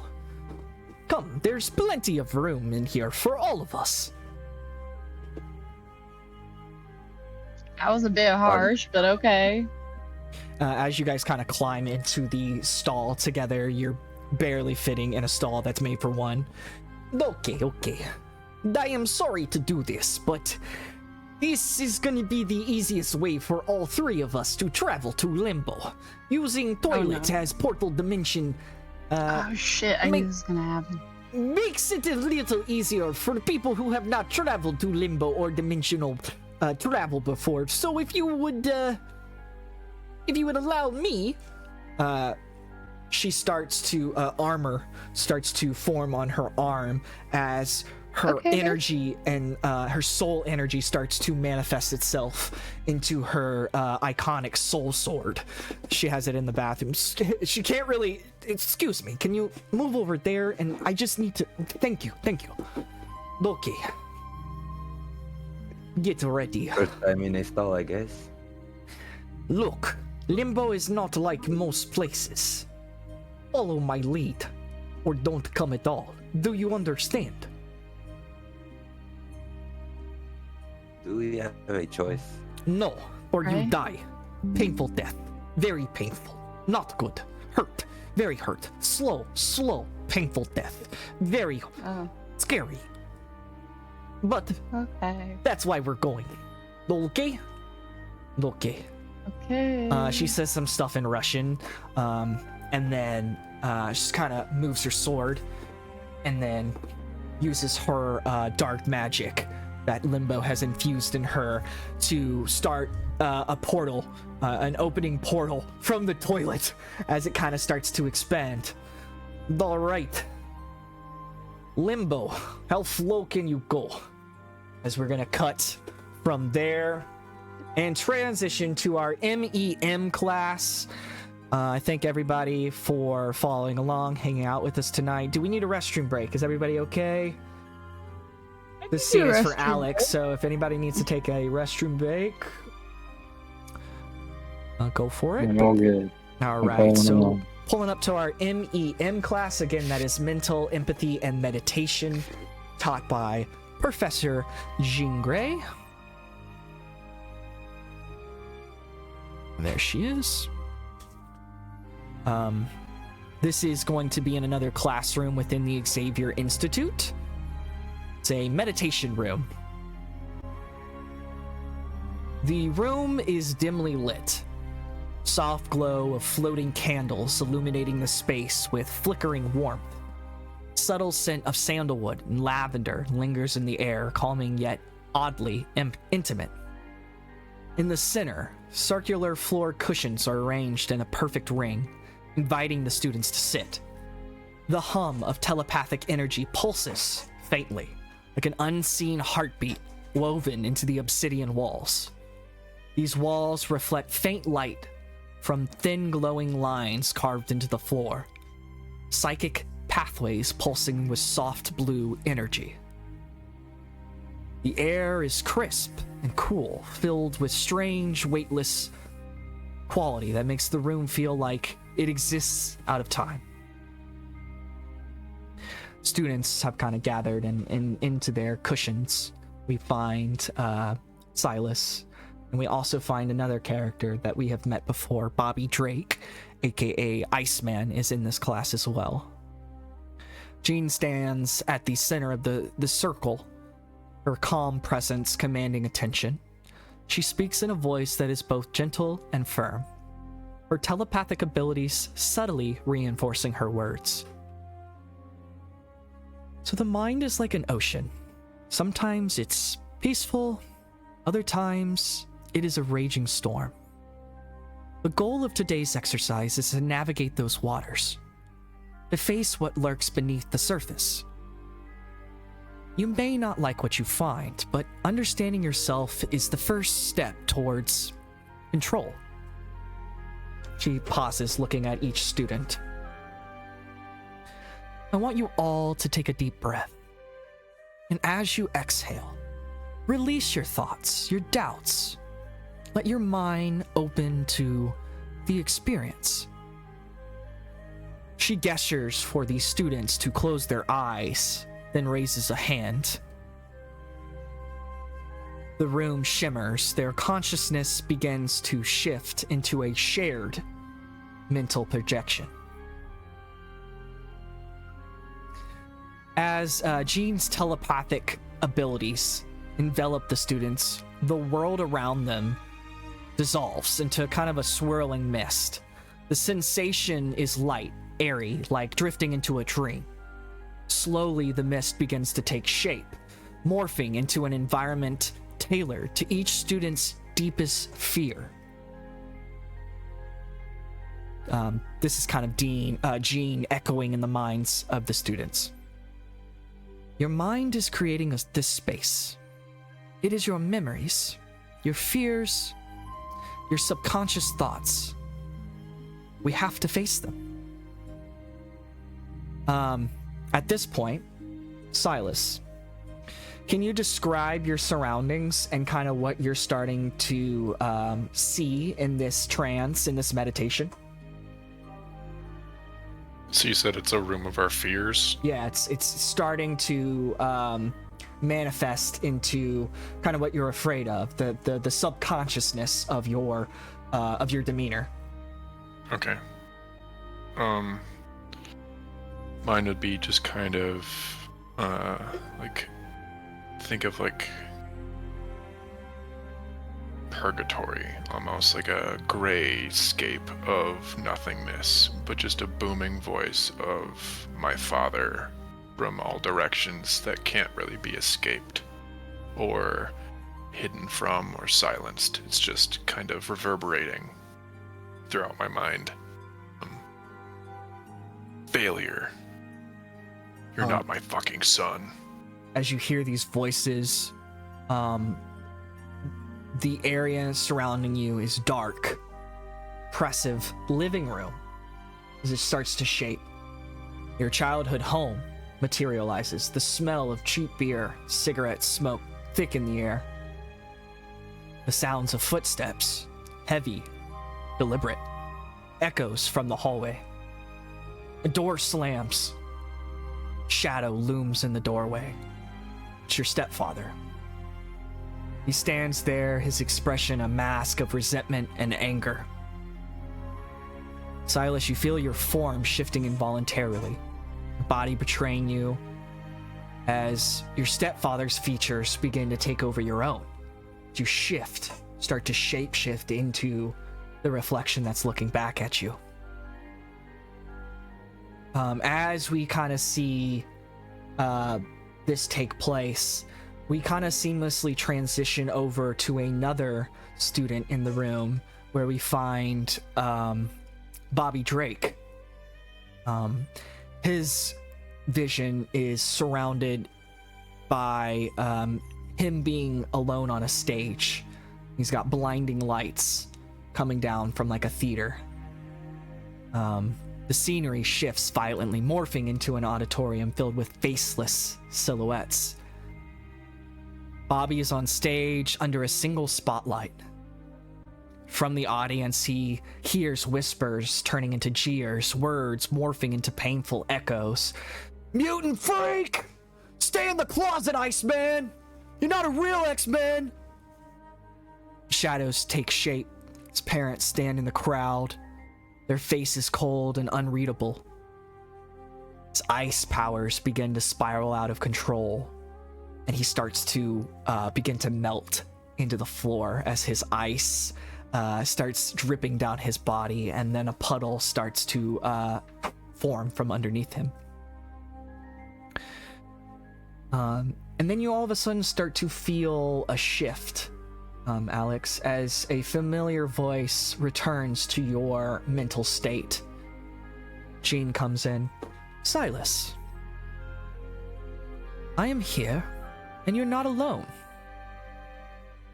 You're not alone in these fears. Look around you. Who stands beside you? As you begin to look around, you will notice Bobby has materialized next to you, as Jean has combined your two mental meditations, as she has connected on your emotional state, very similar emotional states right now. And in Jean's mind, this was a good opportunity for you to have that reflection in front of you. So she decides to put both of you in the room together. Stop. Leave me alone. Leave me alone. Fuck. What? What the Silas? I guess she wanted us to be together. What? Because she Why? thought we were similar or something. Honestly, I'm just kind of happy to see somebody that isn't him. Yo, where are we, man?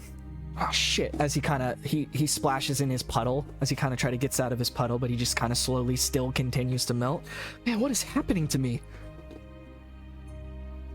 Wait, who are you talking about? Where are we, dude? I think we're meditating. He looks around and he's in your childhood home. Well, this is Wisconsin, my home, where I'm from. Last place I kind of was at before I came here. Don't really know why you got brought into this entirely, but As you say that, you can hear the echoes of doors closing. Shut up! He yells. Fuck! There's voices in my head. And I don't understand. What do you hear? Well, I hear my stepfather. His disappointment. And then me kind of becoming him over and over again. Bobby kind of focuses in on you a little bit more, so you can kind of tell that you're off. Hey, man. Look, I don't know what we're supposed to do here, but I guess that, you know, I also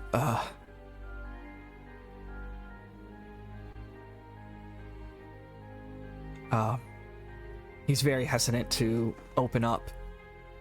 I just my parents don't really they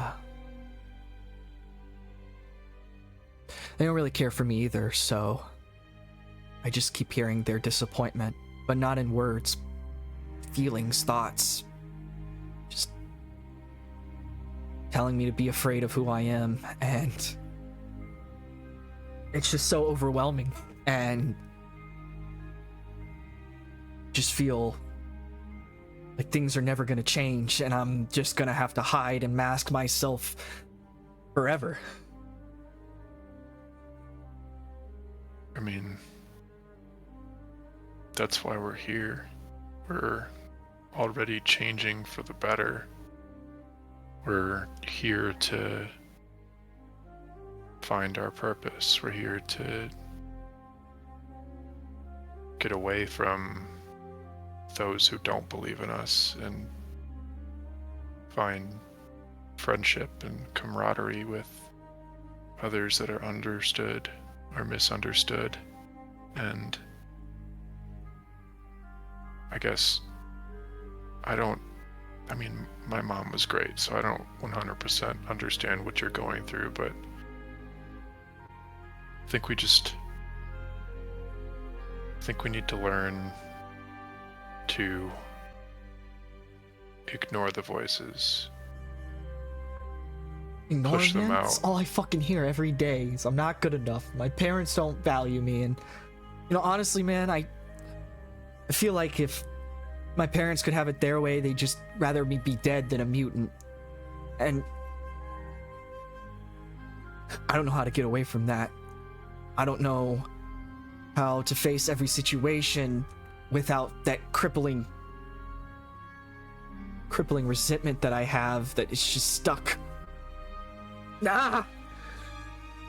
As he continues to hold in on the voices, and the feelings are overwhelming him.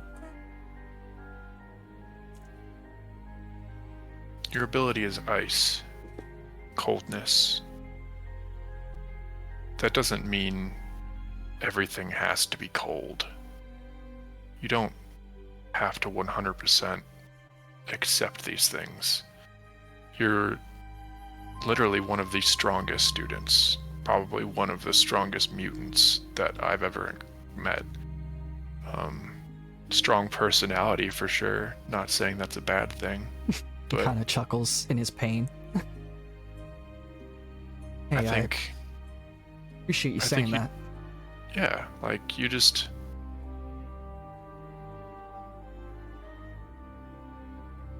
they can't understand you because they can't do what you can do. Their purpose is limited. I don't like to make this religious, but my stepdad was all about it. We're given a higher purpose. Like this class, empathetic.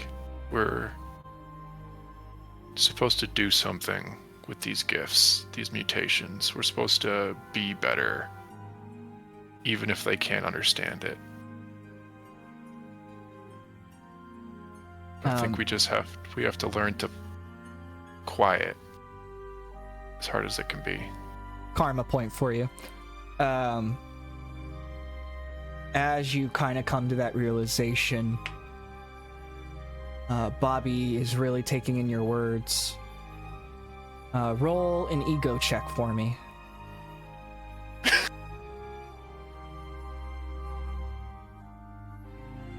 $15.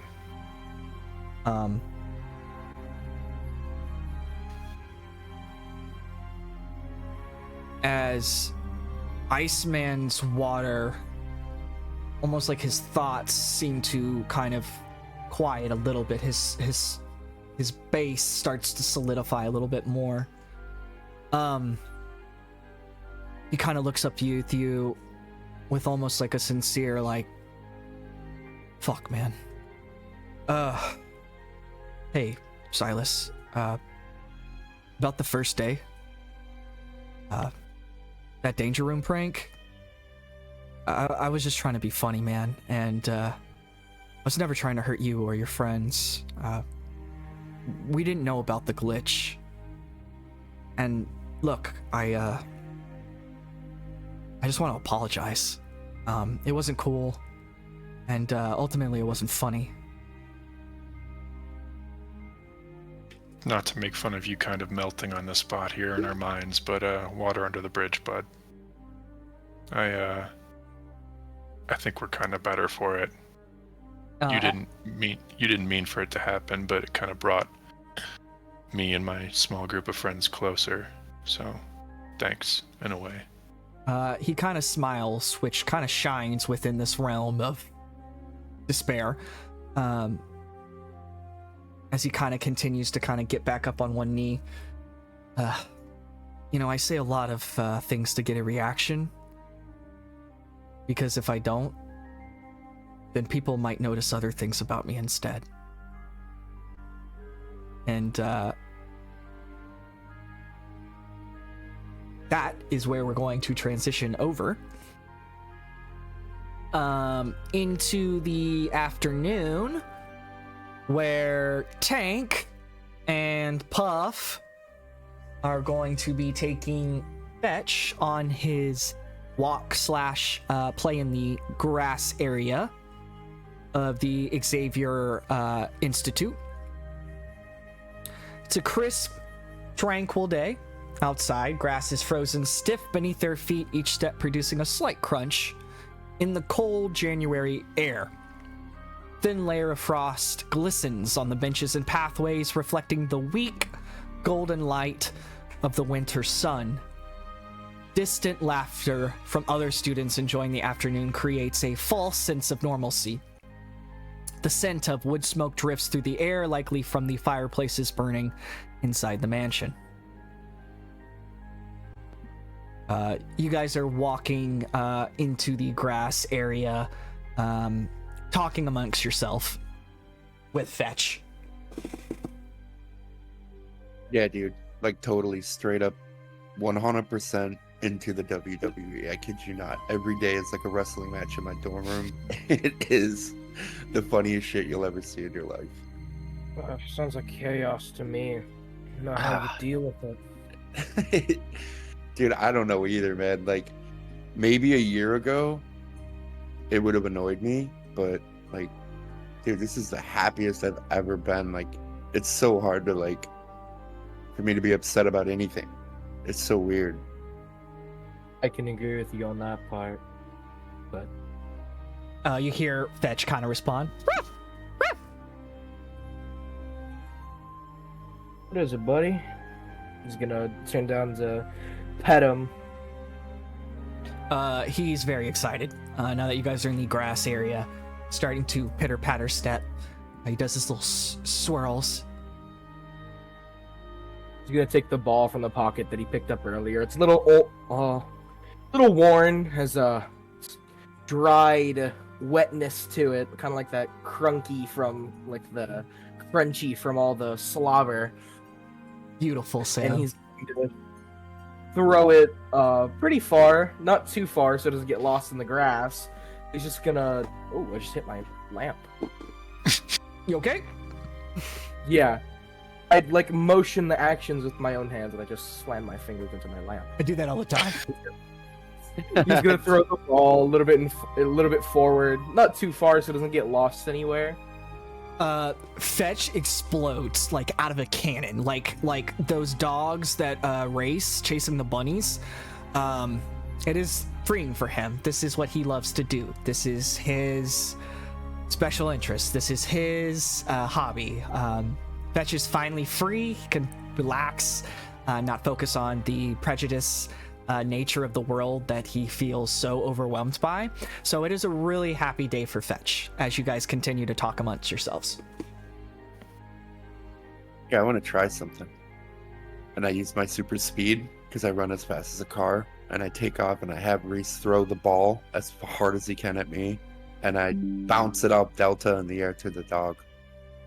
So the dog can jump up and get it. One more time, say that again to me. I'm going to take off with super speed, and Reese is going to throw the ball. Yeah. I'm going to bounce it off Delta to the dog so he can do like a cool catch. Kind of like throwing it at his head. 100% you may do that. Let's go ahead and do... What is that? What is that? Physical? Melee? Yeah, strength, punching. Well, maybe it's agility. It's agility. Yeah. All right, go ahead and do an agility check for me, my friend.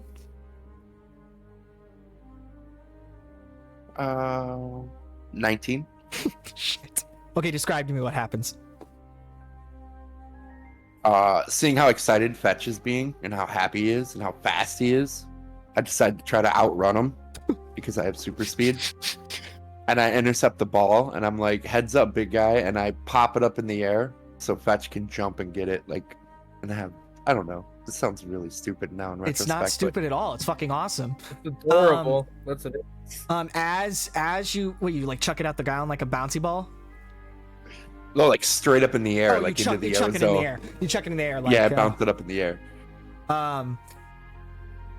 As you chuck it into the air, a faint glimmer of purple energy is gonna influence the kinetic flow. And so we see the purple ball go into the air, and Fetch is like,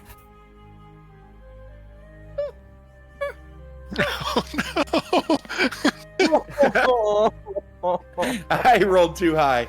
as it kind of goes up the tank. But then all of a sudden, a cloud breaks, and you start to see it come back down. Bounces up. Fetch does that crazy thing that dogs do, and they jump in the air and their bodies contort. He's back to being super happy. He really liked that. That was really fun for Fetch. He doesn't have a lot of people to super chuck the ball. That's a new one for him. He liked that. He puts the ball back down at your feet. He's like giving you a smile.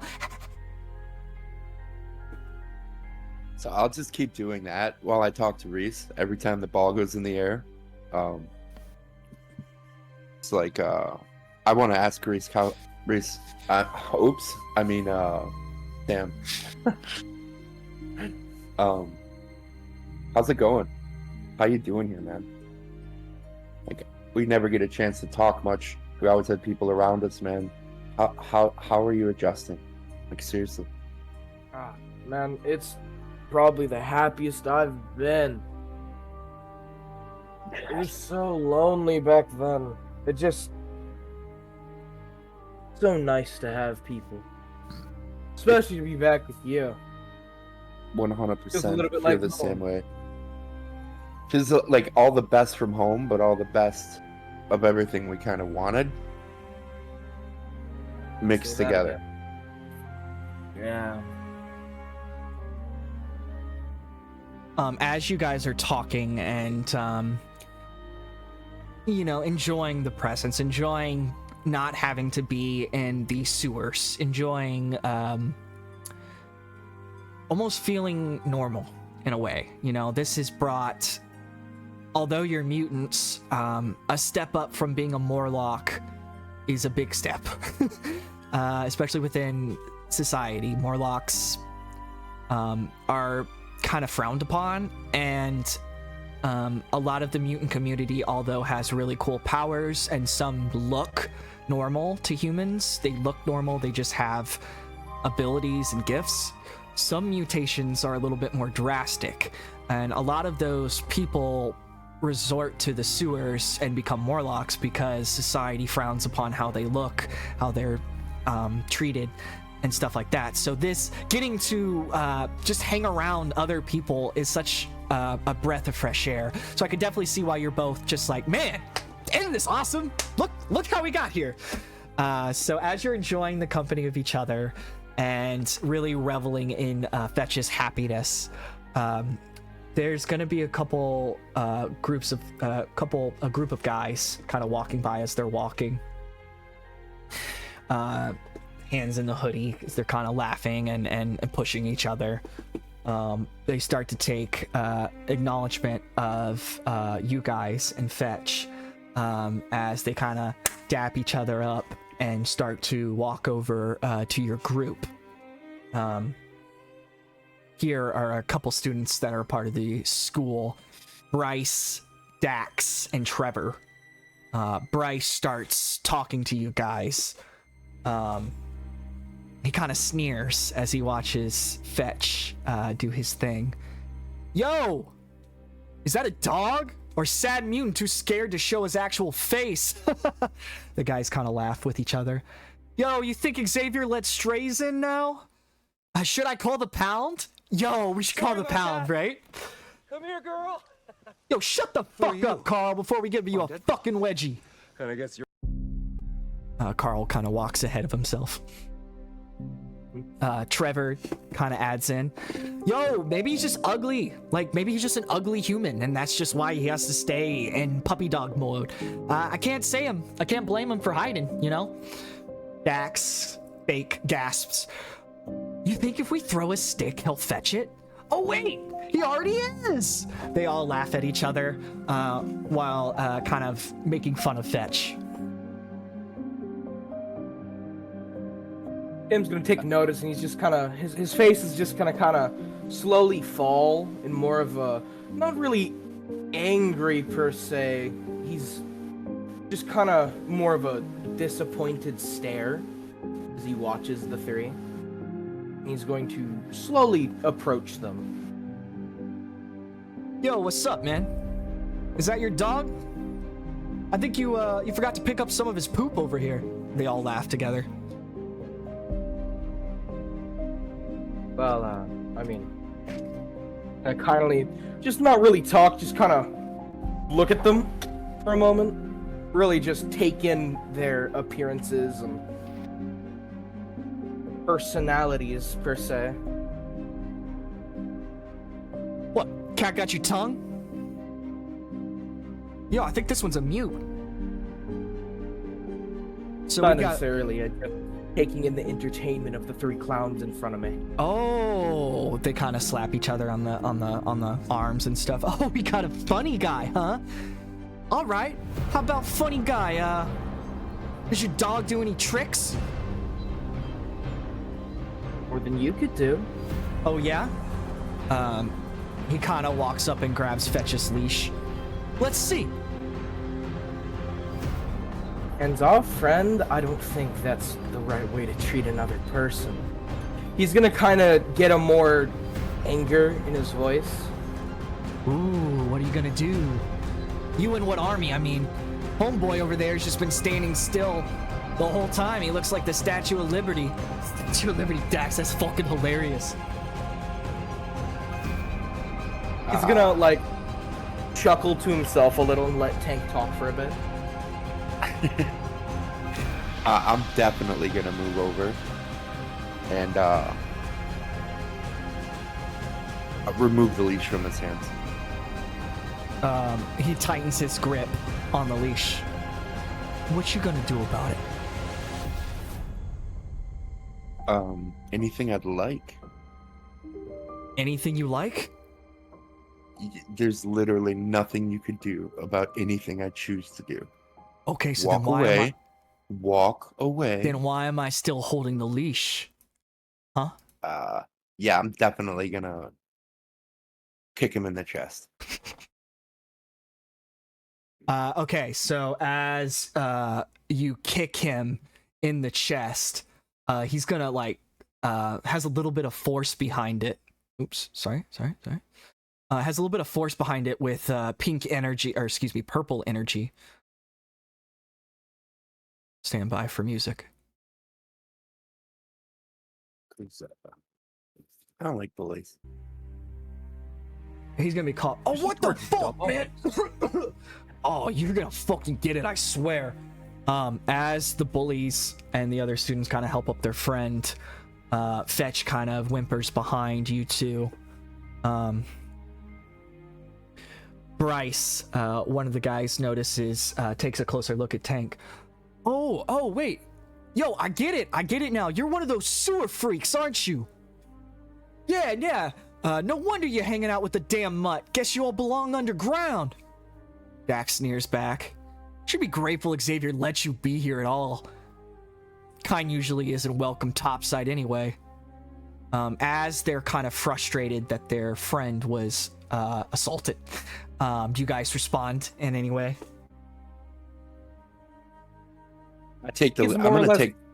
Okay, go ahead, Reese. No, you go. I'm gonna take the leash off. I'm gonna take the leash off the dog for sure. Okay, so kind of hesitantly unleashing Fetch for any potential danger that could come to our four-legged canine Absolutely. friend. Well done. Sam, is there anything you're thinking or wanting to retort to these guys? He's not gonna say anything. He's just gonna kind of stare at the group of buffoons in front of him. He's just kind of culminating in his mind how he's gonna embarrass them. This is kind of all normal to us. Like, yeah, it's not really changing. Like I'm gonna look at Sam and I'm gonna be like, "Hey, it's new environment, same old shit, right?" Like we're so used to this. As you kind of relax into this moment, as you describe yourself being very familiar with the situation, the air starts to change. Things start to feel a little bit different within your environment. Bryce, the main bully, right? Yeah. Bryce, his sneering expression as he kind of picks himself back off the ground and dusts the dirt off of him, it suddenly starts to falter. His body stiffening as his eyes start to glow a deep red almost as he grabs his eyes. Ah! Fuck, what is going on? His friends start to freak out. Like, dude, what's wrong with you, man? Bryce, what's going on? You can kind of start to hear the sounds of low vibrational... What the hell? That was weird. Low vibrational entity. Almost deep vibrational sounds and gurgling coming from this student as he's starting to almost change. He's fighting something almost internally. A guttural echo voice emerges as he kind of stops for a second and then slowly, fools. So easy to stroke your hatred. Your anger is the key. Your bodies are mine to command. Any response? Any reaction? He's just gonna stand there, kind of like a jaw slack with a dumbfound expression. I'm gonna say, oops, I probably shouldn't have kicked him. As you both have look at each other like, oh fuck. This dark energy starts to envelop Bryce and almost provide him with spiritual energy armor type. That's the vibe we're going for right now. So with that being said, roll for initiative. Fuck.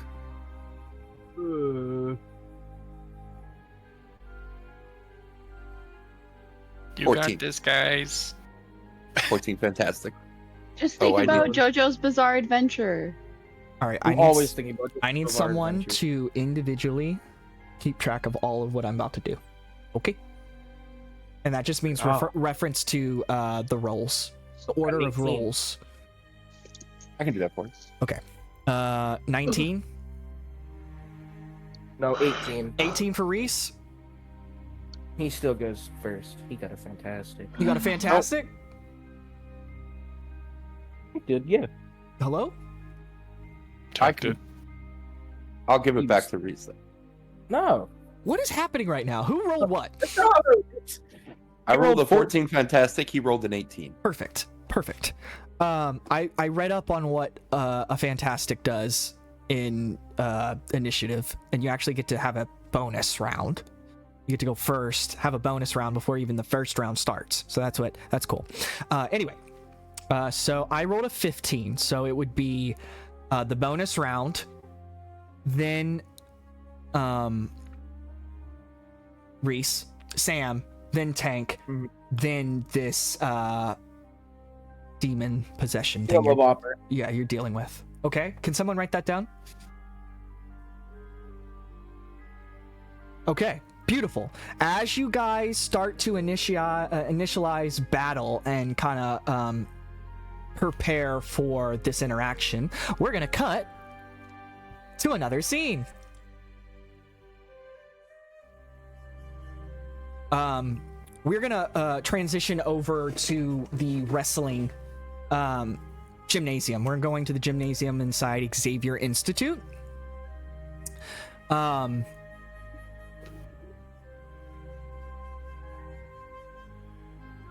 It's your very normal gym. You have the wrestling mats out. Everybody's in their gym Xavier Institute uniforms. Tsutomu, as you walk in with your duplicate, you're gonna notice Professor McCoy's outfit has changed from his traditional lab coat and signature glasses to a more comfortable, sporty look. He is in gray sweats with a gray sweatshirt with a whistle over his neck, as he is the wrestling coach for the Xavier Institute. He's whistling and talking to his wrestling team. Very good now, very good. He notices you guys walking in. He's gonna greet you warmly. Tsutomu, welcome! Your duplicate's sudden interest in professional wrestling is quite the neurological development. Have you noticed any other independent behavior today? I mean, well, he's doing that now. And I point to him and he's wearing boxers and he's got elbow pads and knee pads. And he's being carried in by two other duplicates, and he's standing on top of them. Randy Orton, arms spread, and he's just looking, entirely still. Has he been doing this all day? I mean, yeah, just wait. And then a fourth one walks in, and he's got the mic, and he's Randy Orton from the top ring. He's gonna jump in. He's about to do his finishing move. Beast is oh my. This is fascinating. Does he have an off switch? I mean, does he just keep going and going? I mean, I could I could just like touch him, but No. I feel like it'd be kind of mean. Let's let us test this hypothesis and just see what the duplicate does in a friendly competition of sparring, and I can use one of my students to perform this scientific exploration. I mean, it sounds good to me. I think it'll be fun. Alrighty then. Perfection. As he blows on his whistle. Alright, boys, come on in. Fantastic practice today, absolutely. Those grips and gripes, I'm telling you. Jamie, you have to tighten your buttocks. And push. When you're in that frame. Excellent. Look, I got an extra little bit after practice today before we head home. I have one of our students here at Xavier Institute. His name is Tsutomu, and he kind of looks at the duplicate. Do you have a name? They don't really have names. I mean, he doesn't. How do you refer to them? That one's. I'm pretty sure that one's number 10. Okay. One with the mic is 11, and then the two carrying 10 are like I think 15 and 16. Okay, so there's a lot going on. I can see why you took a visit to my lab today. I could see how this could be quite complex to the unfamiliar mind. So he's gonna Daryl, come here, sir. Daryl gets up, kind of a bigger student, definitely one of those dudes who looks like a wrestler. I think one of my best wrestlers will be an excellent opportunity just to see what happens. Daryl, please, with awareness, take it easy on the old dupe, I guess is what they want to be referred to. Dupe number 10. Daryl kind of smirks. Yeah, whatever, man. Kind of upset that he has to do anything. Like, he has to waste his time on this whole thing. He just kind of views himself as a better person, like, why am I even bothering with this? This is so fucking stupid. And as Daryl kind of starts to, he takes his sweats off and has his uniform. He puts on his little ear gear or whatever. Alrighty then, it looks like we're ready. And then as he turns to the duplicate, your duplicate is actually not by your side anymore. Somehow, your dupe, while all of this was happening and talking and this commercialing and the movement of the wrestlers, has snuck away from you, Tsutomu. Where did he go?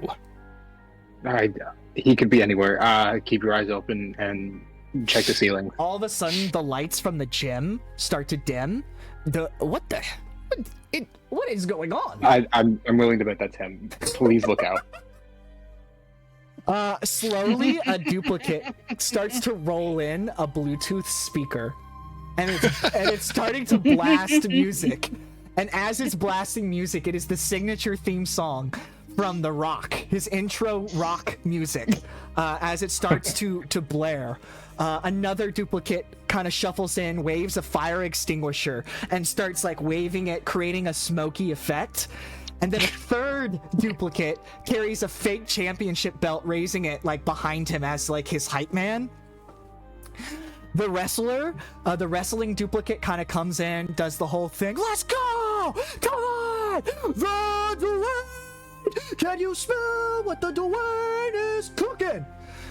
Beast is going to notice as he's doing his routine. I have noticed, Tsutomu, as we gracefully await this beautiful theatrical performance, he seems to not know the actual name of the wrestler. Am I correct in saying that?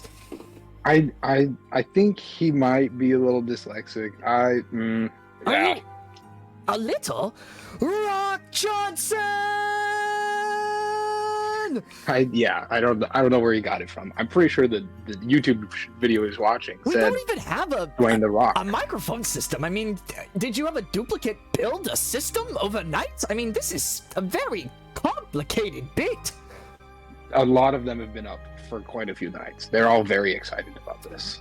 He's kind of circling the ring now like it's an actual ring. It's just a little mat on the ground. That's right, baby! The Dwayne is here, and I'm ready to lay the smackdown! I'll take anyone! Teacher, students, the entire school! And he rips open his shirt. Let's go! And all the wrestlers are just like, what the fuck? I'm just kind of like holding, like covering my face. I'm like, yeah, I don't know.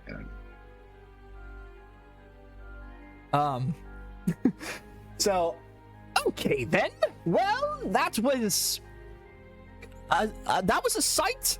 I'm not exactly sure if it was for sore eyes, but it was a sight. Very well done, Tsutomu's duplicate.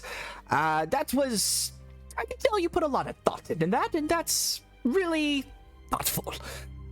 If you would like, I believe we are ready to begin the match. Go off, I guess. He's ready. Okay. Step into the ring, dear boy. Daryl steps in, kind of rolling his eyes.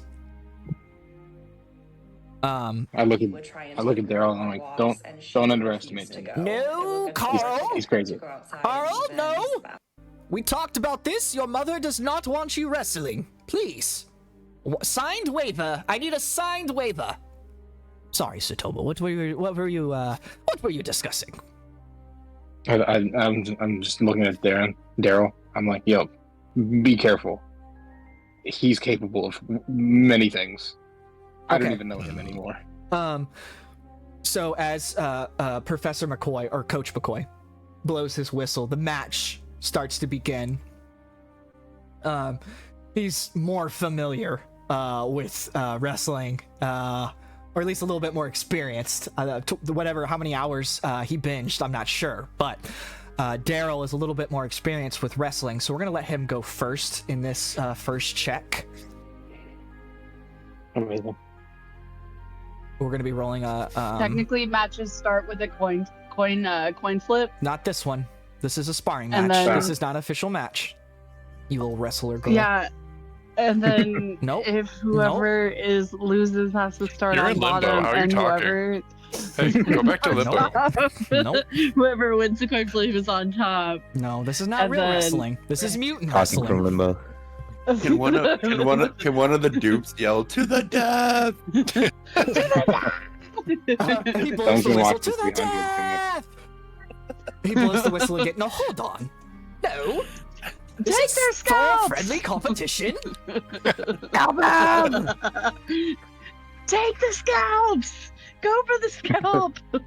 Now, as this is all happening, there seems to have been a congregation of dupes who are now like holding signs and like really supportive there, have some popcorn and shit. Like this is a very well thought out. They're the crowd. They're like the cheerleaders. They're just like cheerleading to their cheerleading uniforms. The Dwayne! Use a chair. Give him the chair. Bring the tables. All right. What? Oh shit. Should I be rolling? I'm rolling first because I'm more. Okay. I'm gonna get into you fast because I know how to get into you. All right, I rolled a 17. Fantastic. What's your melee defense? 13. Okay. Damn. He's gonna get you. He's gonna like grab you and like really come around. Now he's got you. What is this? The full Nelson, whatever. I don't know wrestling terms. He's kind of got you like that, and then he like judo flips you onto the mat for a pin. Oh dear. Oh dear. Goodness gracious. Okay. His fighting styles aren't practical yet. He's just been watching TV. It's like Is he gonna he be doesn't safe actually in there? He'll be fine, but you know. Okay, go ahead and roll a melee check. Now this isn't a damage roll. This is just a melee check. So just make sure you're clicking from your abilities meter. The non-combat. Correct. I rolled a 19 fantastic. Oh, I rolled a 17 fantastic and you rolled a 19. Oh, I cannot wait for you to describe what's about to happen right now. Please, Tsutomu, He's like tell me pinned what underneath happens. He's like pinned underneath him. Yeah. Is that what's going on? Yeah, he pinned you and that's a point. So then you reset. Now you're back. You're Oh, reset. okay. Yeah. So he like. 19, he's like you right can in front pretty of him. much do anything except for manifest yourself into Jesus Christ. He's like right in front of him, and he's like, you know what? These rules, they're nothing. And he runs back and he like lunges at one of the other dupes. They put his arms together. Yeah, the two dupes know what you're doing, and they quickly like, oh shit. Yeah, And they put their arms form together. the corner of the ring. They catch him and then they launch him back, and he like full on like bounces off them, and then wraps around like as he's coming at the guy. He Like wraps around him Rey Mysterio? and just like takes immediately. Yeah, Luchador style. exactly. Okay. Oh my God. Okay. So in the panic, the two duplicates know, because they all have the same mind. They know what they need to have. Actually, no, they're independent. But they realize as he's running to them, they can see. They can formulate, and they grab each other's arms real quick. And he uses that momentum, and he bounces off. And as he's bouncing off, he starts to fly through the air. Exactly like those early 2000 WWE YouTube videos, mimicking the hours of replay, loop. The emotion of the love and passion that this duplicate feels for WWE and Rock Johnson. Gracefully. A single tear running down his face crying. as he's flying through the air. He's like, yes. Swing him beautifully. I'm talking like Luchador Rey Mysterio pins him in the most athletic, freakish thing. You would be impressed if you saw this at a professional wrestling match. He pins him, and it's just silent. All the dupes are staring at their like mouths open. They're just like holding their heads, amazed. And there's this silence of like, what the fuck just happened? And then it erupts into like a, oh shit! They're like, oh, holy fuck! They're all that was clapping, they're fucking jumping, they're all nuts! grabbing each other, shaking. Yes, yeah. What are the dupes doing? They're like grabbing each other, shaking, crying, and like clapping and screaming. They're like, yeah. One dupe takes his shirt off and starts, let's go! Swinging it around. Yeah! He's got like a painting of Tsutomu on his chest, but he is Tsutomu. He's like, yeah, That's great. As all of this is happening, Beast, with like the whistle in his mouth, as he's like, what the fuck? He looks over to Tsutomu. What is going on in this gym? I'm just like, honestly, I didn't expect that, but that was fucking amazing. Did you see what that guy just did? I don't even know how he did it, but that was amazing. I am blown away. Let's reset. He blows the whistle. Let's try it again. What's your defense again? 13. Damn, 18 again. He kind of gets up. And he's starting to be upset. Like he did not like getting embarrassed. He was not a fan of that. He kind of gets you on the ground as you're struggling, and he kind of grabs your arm as he's trying to like get the arm bar, and he pins it. Fuck. All right, Daryl. Nice job. Kind of gets up. Oh, fucking shit, man. What the hell? Thought you said this guy's never wrestled before. Beast looks at him. He hasn't. This is his first time. I've never seen him wrestle. He's just gotten really into it over the past couple nights. I don't know. What? Daryl's like, what the fuck? All right, so let's reset. Try again. Roll again, Tinkara. I got a 17. Okay. Again, describe to me your epic, your move to hit. He's standing in front of him again this time, and he's like, all right. He starts rubbing his hands together, and then he's like, "What's that over there?" And he points into the corner. Daryl looks for 10 seconds, and he slides underneath his legs, and like pulls him from underneath, so he falls to the ground and gets on top of him,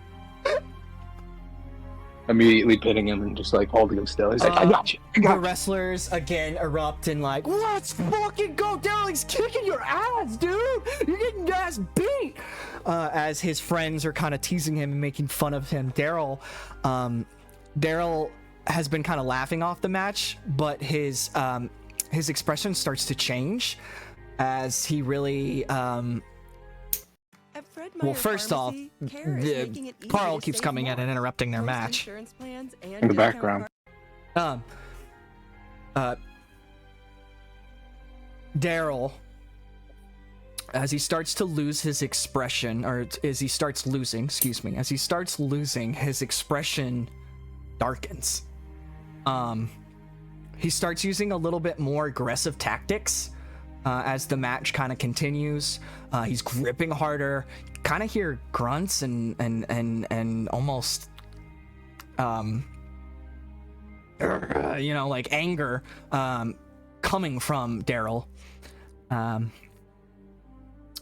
He starts to move more violently, and the mood kind of shifts in the gym as the competition continues, as what was kind of a playful competition has turned hostile, as things quickly start to change in Daryl's mood, his aura.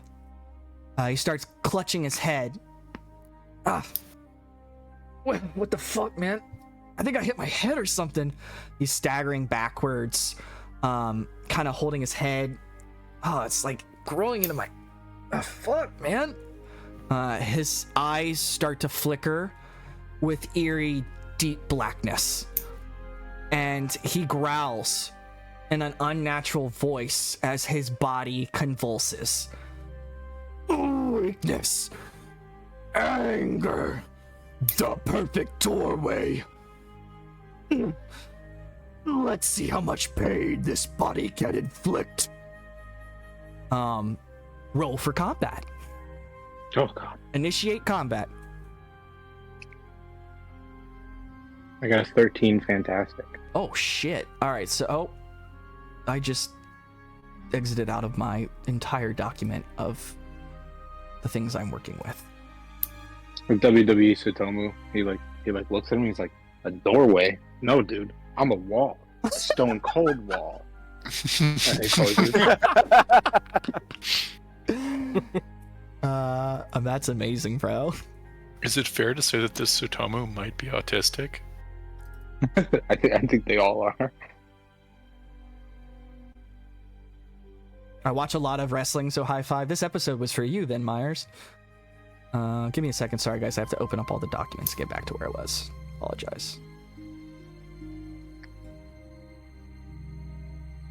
Thank you for your patience. I know this is a little bit of a different session tonight with interlacing scenes. I just want to say you're doing an amazing job. You're doing a freaking amazing job today, man. I just wanted to say that. Thanks. Okay, sorry. Oh, that's right. I was going to roll. All right. I rolled a 13. Fantastic. You rolled a 13. Fantastic? Yeah. Do we have to roll again? Yeah, let's just roll again. I rolled an 18. No fantastic. I rolled a 12. So this battle will go Tsutomu and Tsutomu's duplicate. And then the demon. All right? And as combat initiates, we are going to transition over back to our mental plane. We're in the mental plane back. We are facing fear together right now.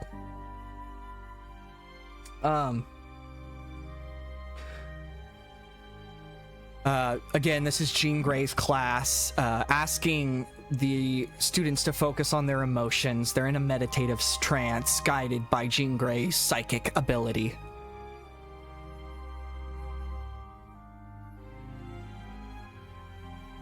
Sorry, I'm thinking Joe. We love you, Joe. Have a good night, man. Thanks for hanging out with us for 3 hours. Really appreciate it, dude. That means a lot.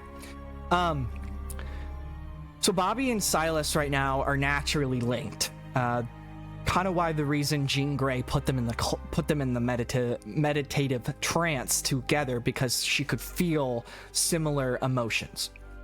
They're sharing very similar fears, insecurities, and it's kind of bridging their subconscious into space. Thanks, Myers. Appreciate you, buddy.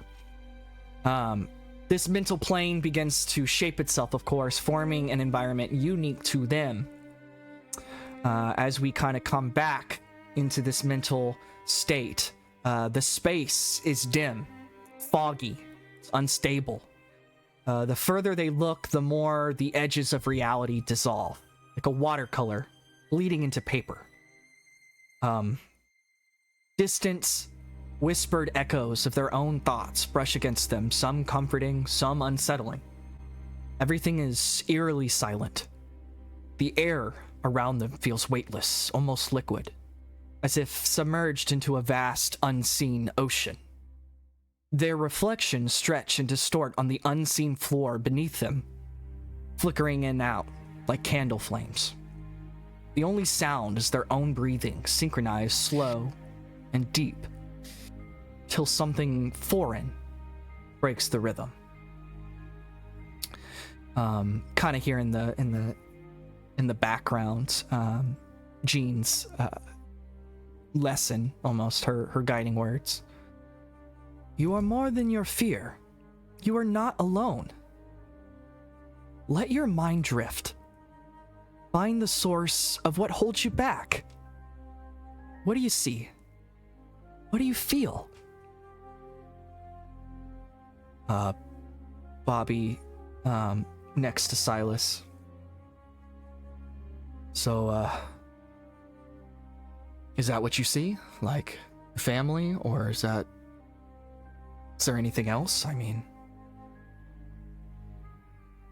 Can't shake this feeling of incompletion. I mean, I just, before coming to Xavier's, found out about powers and all of this, but just the overwhelming feeling that my family wasn't my family. So, I'm scared of what I was raised on, unsure of myself, kind of a lot like you, I think, but trying to find something. As Bobby listens to your words, Bobby's in a really emotional state right now. He's this is his trauma that he deals with. He's a very reserved, masked person. He pretty much puts on an act so people don't guess who he really is. As you guys are conversating, the dreamscape, as it's reacting to your emotions, as it's reacting to the conversation, and the bonding that's happening, the dreamscape shifts.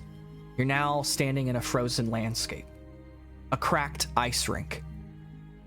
Bobby shivers, his breath visible, though Silas doesn't feel the cold.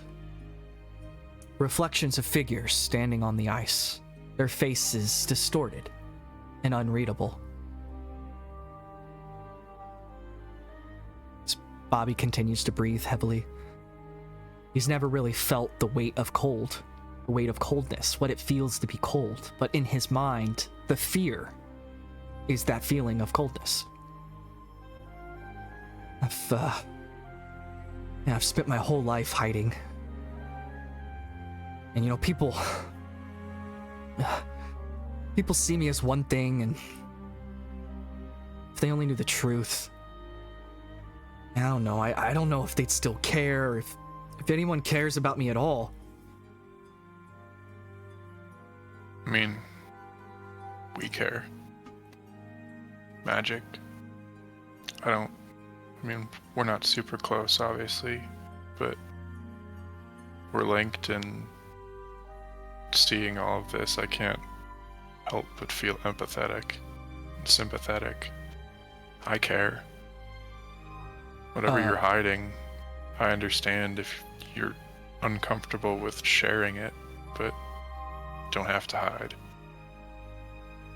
Roll a ego check.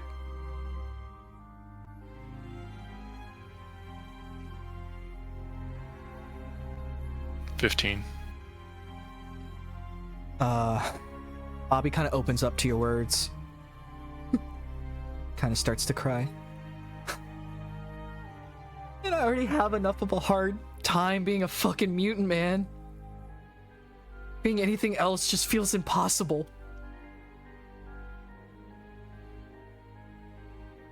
Your ice doesn't just have to be an armor, you know? You can let it down. You can not be the Iceman, just be Bobby.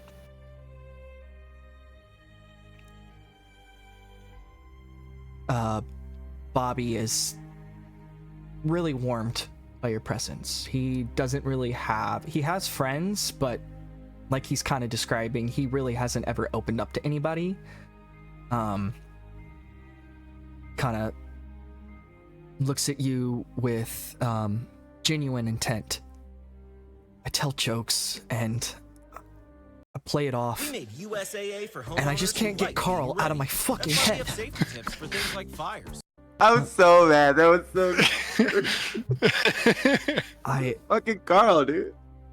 I play it off. It's just easier than actually feeling it and walking through it.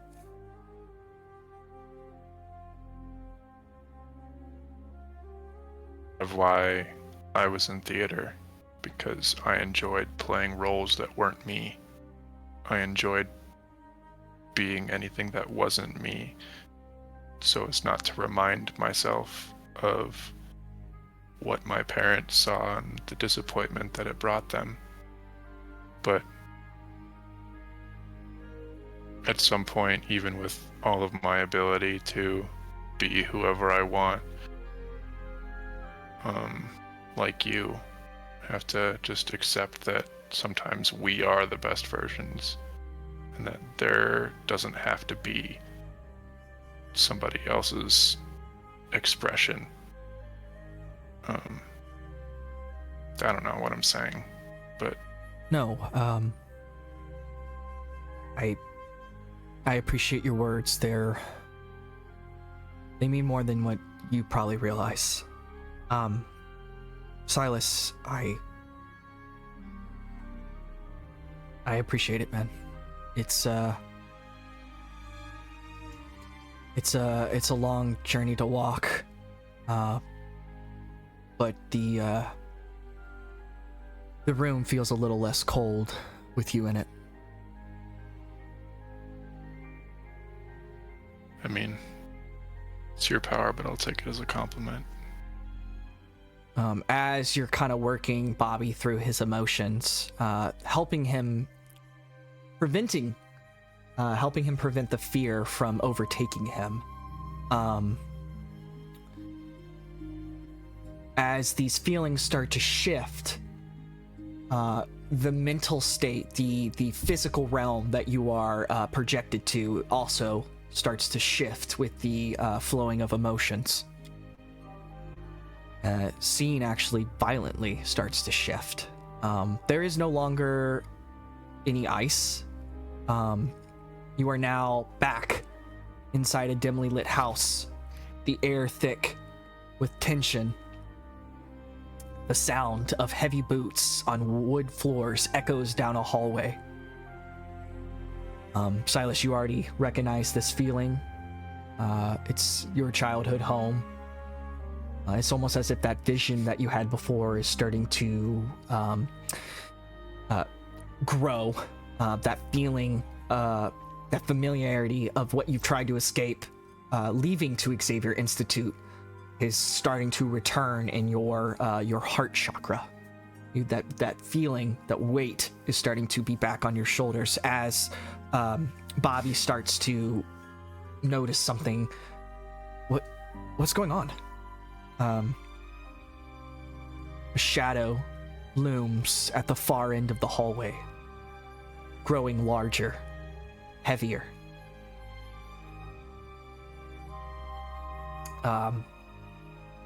This Limbo demon feeds on the fear, feeds on the anger and low vibrational frequency and feelings. And he begins, or it begins to bond itself with those feelings inside that mental state.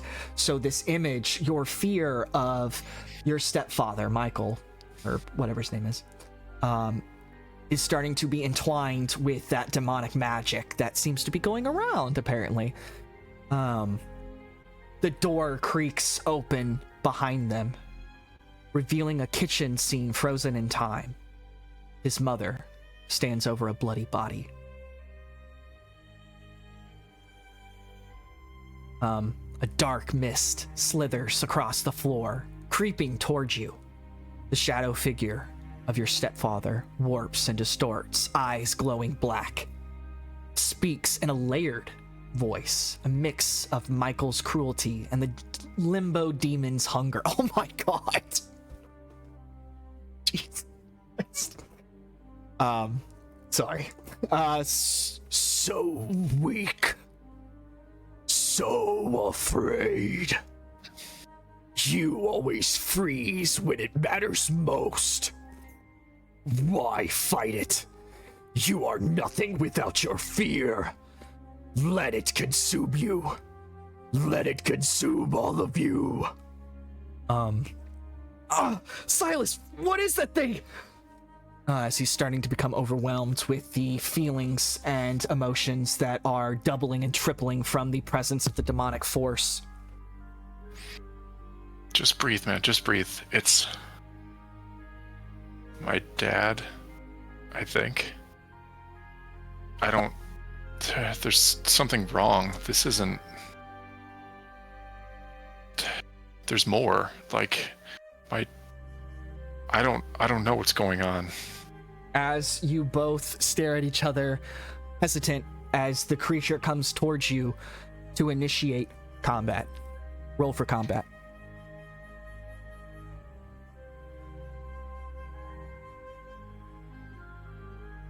Damn.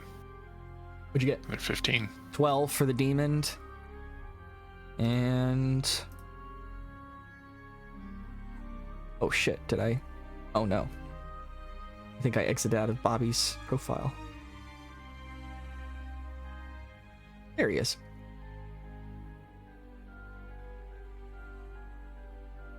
Alright. Damn, Bobby, calm the fuck down, dude. A 5+ initiation? Oh my god. I didn't have time to power scale Iceman today, so... Omega it is. He's kind of a... I just did not have time, and I had fully planned to scale him down. He will be scaled next week, but he's a little... He's feeling the feelings, and he's tapping into the coldness of his heart. He rolls a 22, so it will go Iceman, Silas, and the Limbo demon. And that is where we'll transition over. Thank you for everybody's patience as we're kind of going through it.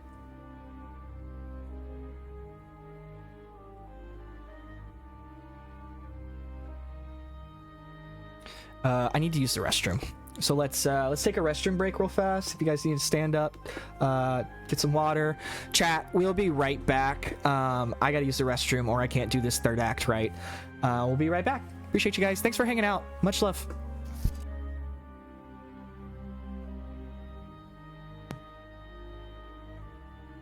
So let's talk about it. It's getting amazing. I am so hooked in this. What the fuck are boar worms? What is it, Pud? Who is it? Who is it? Hold on.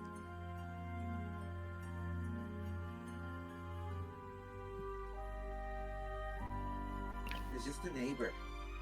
What worms? Or worms. Boar worms. Demon Slayers. Not the bullworms. Oh my god. Oh, you've changed. I changed. That's It's a a far meme back. on. It was a meme on TikTok because it was making fun of a contemporary LGBTQ, one of those like campy 1950s. Like it was very clear that they were making very, very clear. Like, what was it? Was it the Arabella? No. What's that one campy movie? Talking to everybody else. They can hear.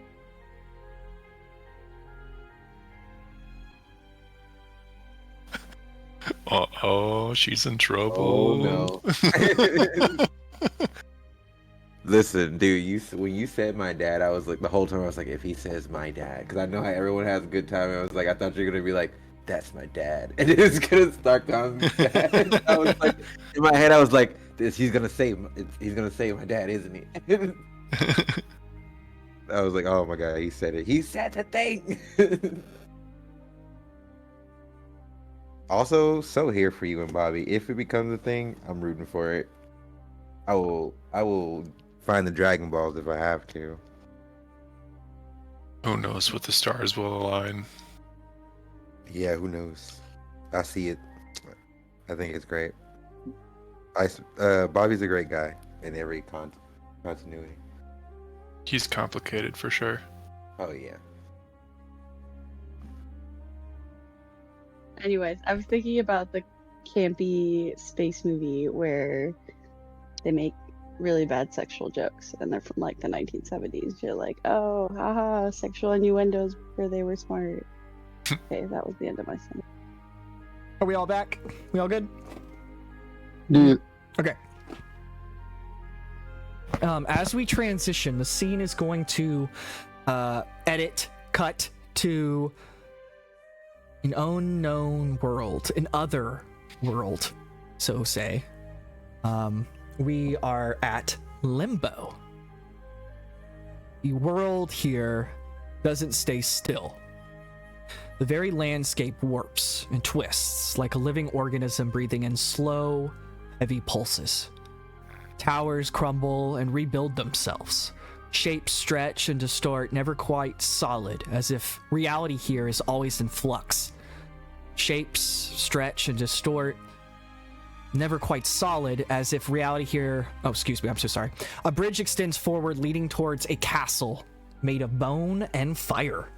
But the moment you blink, the path vanishes, leaving only floating debris over a bottomless abyss. There is no light source, yet everything is dim visibly, bathed in eerie violet hues. The skies stretch infinitely, yet there is no sun, no moon, only endless emptiness. The silence is oppressive, too complete, too unnatural. Then suddenly, a distant sound, a heartbeat. It grows louder, and the air vibrates with something unseen, something waiting. Reflections appear in the pools of black liquid, but they aren't mirrors. They show something different, a different version of yourself, twisted and monstrous. A portal begins to open in this space, in the environment. Magic's gonna step through first, off of her stepping disc. Her stance is tense, expecting a fight. Players arrive in Limbo and immediately feel the weight of the place. Everything feels wrong. Something is watching them. Welcome to Limbo. Try not to look at anything too long. It might look back. That's not creepy. I mean, does the same principle work on you? There are no principles here. Only emptiness and regret. Look, Okay. time works differently here in Limbo. A minute for us could be weeks, months for them. Oh, so That's we backwards. I'm sorry, that's backwards. A minute for them could be weeks, months for us. Okay, there we go. Sorry. I was gonna say we're fucked. This will be like, oh shit. I think everyone died. Trapped in Interstellar. Damn it. I'm with it. Not again. As you guys are pacing around, the air feels heavier. A dull ache forms in the back of your skull. Magic begins slowing down, her breathing ragged. Sigrid and Ottuwei, you're gonna feel a little bit more irritable, more anxious. Ugh. Fuck, I hate being here. I truly, truly hate this place. Is it the reason why I feel like I want to punch something? Yes, although that could be teenage. I mean, this feels like a regular Saturday night at home. It is definitely different from the spiritual realm, I tell you that.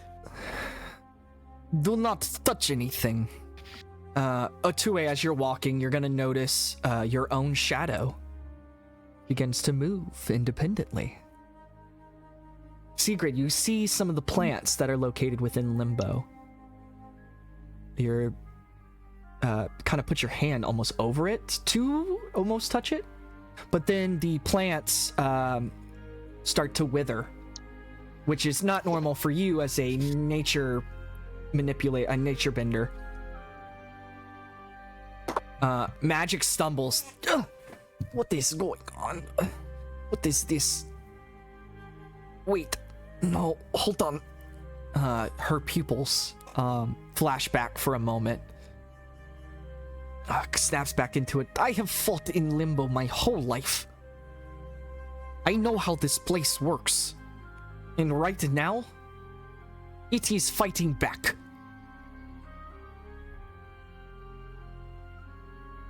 Do you have any pro tips for us? We need to find the source soon, before it overwhelms us with despair, and we are forever trapped into the pit of our own abyss, and feelings of hope are gone. You seem to be way more well acquainted to this than you like to say.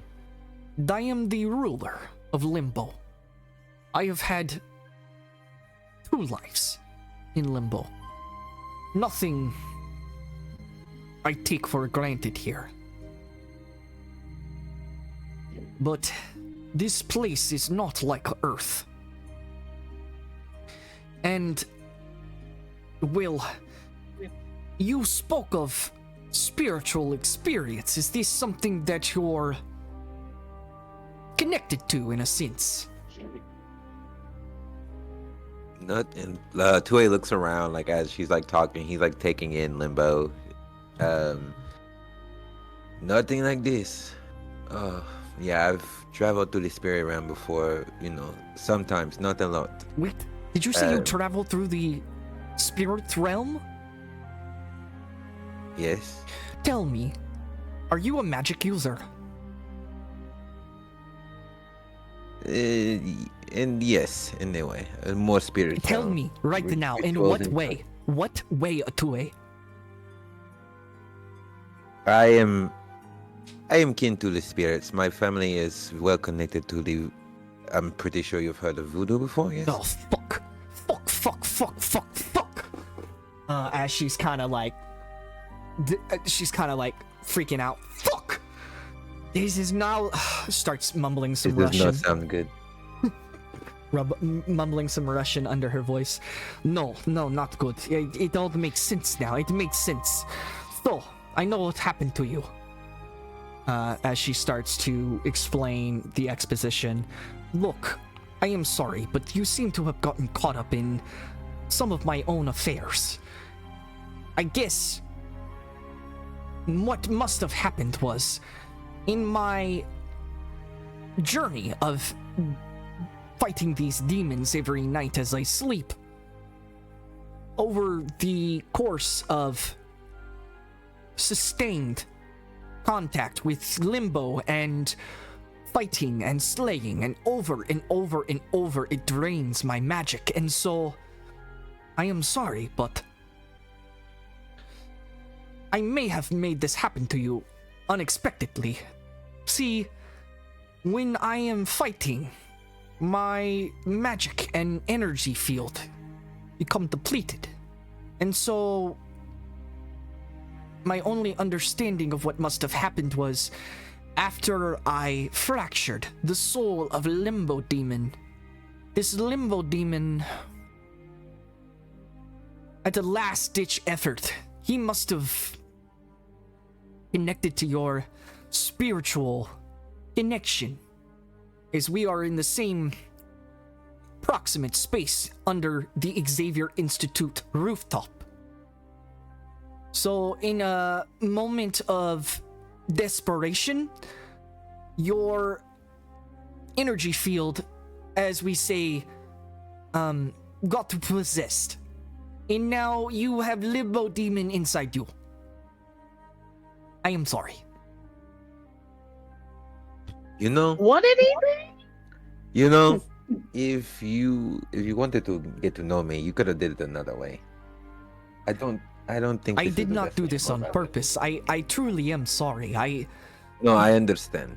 Look, Don't worry. I trying to make up for the incident before, and I just want to move forward, and so that's why I'm here. That is why I'm helping you.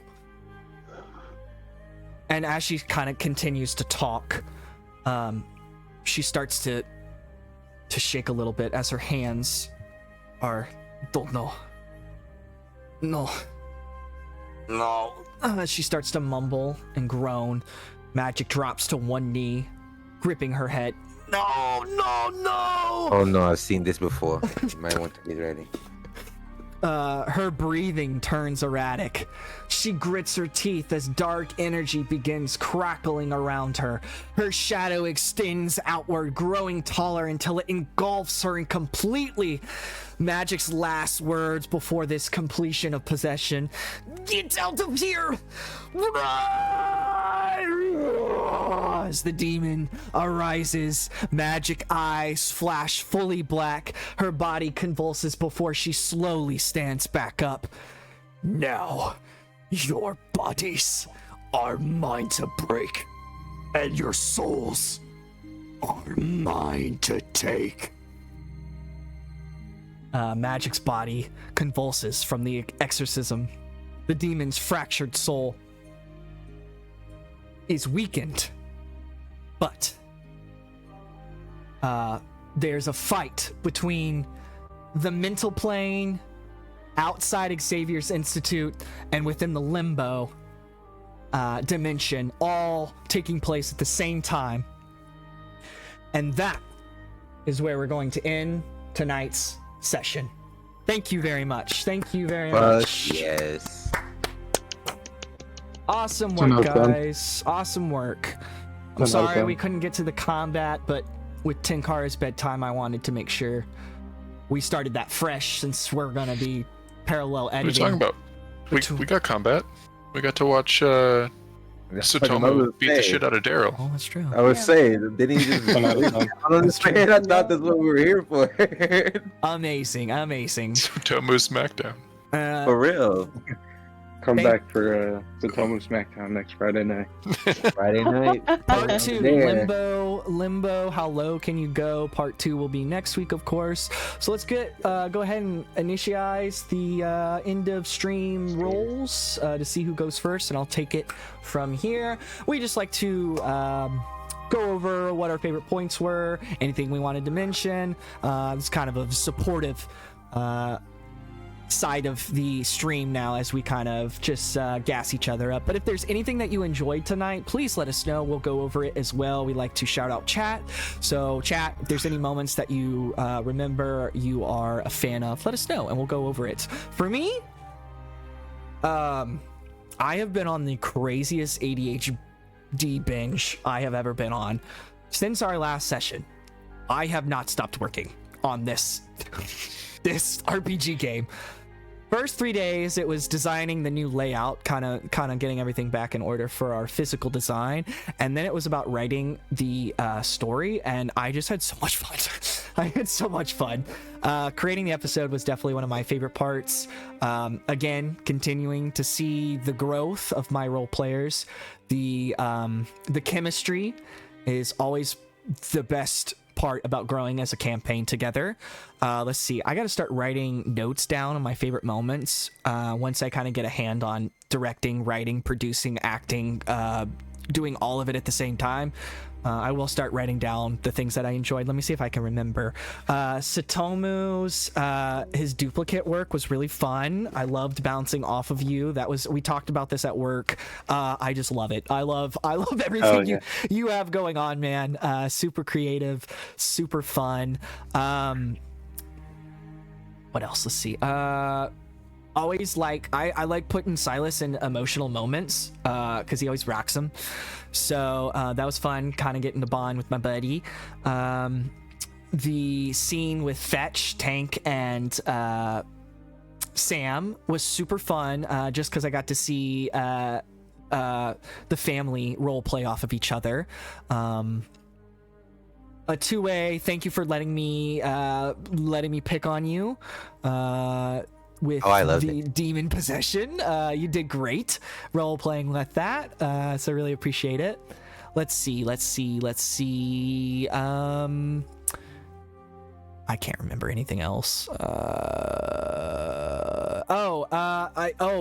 Tank, I love you implementing. I love what you guys are doing. You're doing the role playing thing where you're thinking about how your character would react in these situations. And I just loved your comment about how the chaoticness of the duplicates just being an absolute mess in your room is very relatable to how your previous home was.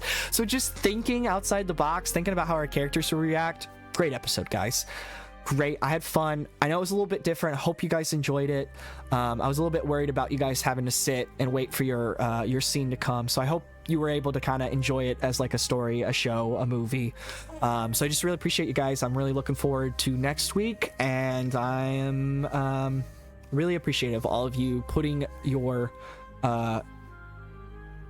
risking bravery, creativity.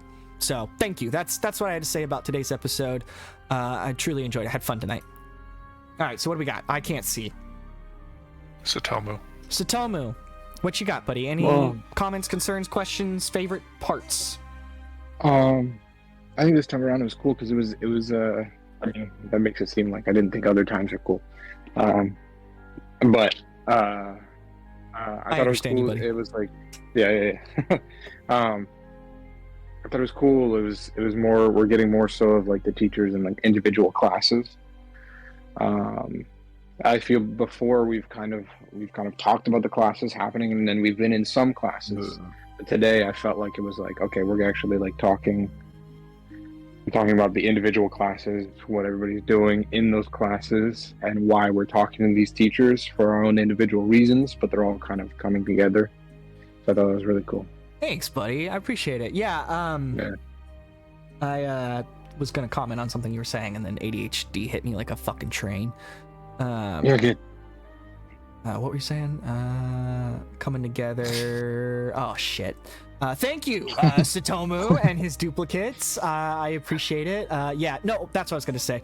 I felt like as the GM, as the person writing the story, I felt like as rank 2 heroes that are just learning their powers, we have gone and faced a lot of shit. We haven't had one time to just have a school day, a Wednesday. This is just a Wednesday. So I agree. I think bringing in the the My Hero Academia part of this campaign was really fun. So thank you, Tsutomu. I really appreciate it. Who's next? Me. All right, Tinky Poo, what you got for me, bud? I like. I'm really happy that Tsutomu kind of got an episode to kind of shine. You know, it kind of shows like just how crazy things could get in the future between Silas and Tsutomu. My God, An army of 100. that's what I'm saying. Like it could be insane in the future. But yeah, I'm really looking forward to like incorporating combos into our combats and like all of us thinking kind of outside of the box how we can integrate our powers together and make really cool shit happen. 100%. Yeah, I love the story so far. I love the story. Hands down, like the story's dope. Thanks, dude. I worked really And that's hard. it. Appreciate you, Tang. Thank And you also, so much. I like everybody. Everybody did such a fantastic job. You know that. Right? Yes, I do agree. I think chemistry's really improving. People are feeling more comfortable to like fill the silence. And I hope, as a GM, as a new GM, I hope that I am allowing you to fill that silence and I'm not taking that away from you. So just, if there's like silence, I'm waiting for you to take it. If you don't take it, then I will move to the next thing. But I feel like it was very natural today. So thank you so much, Tank. I appreciate your comments and love you, buddy. Who's next?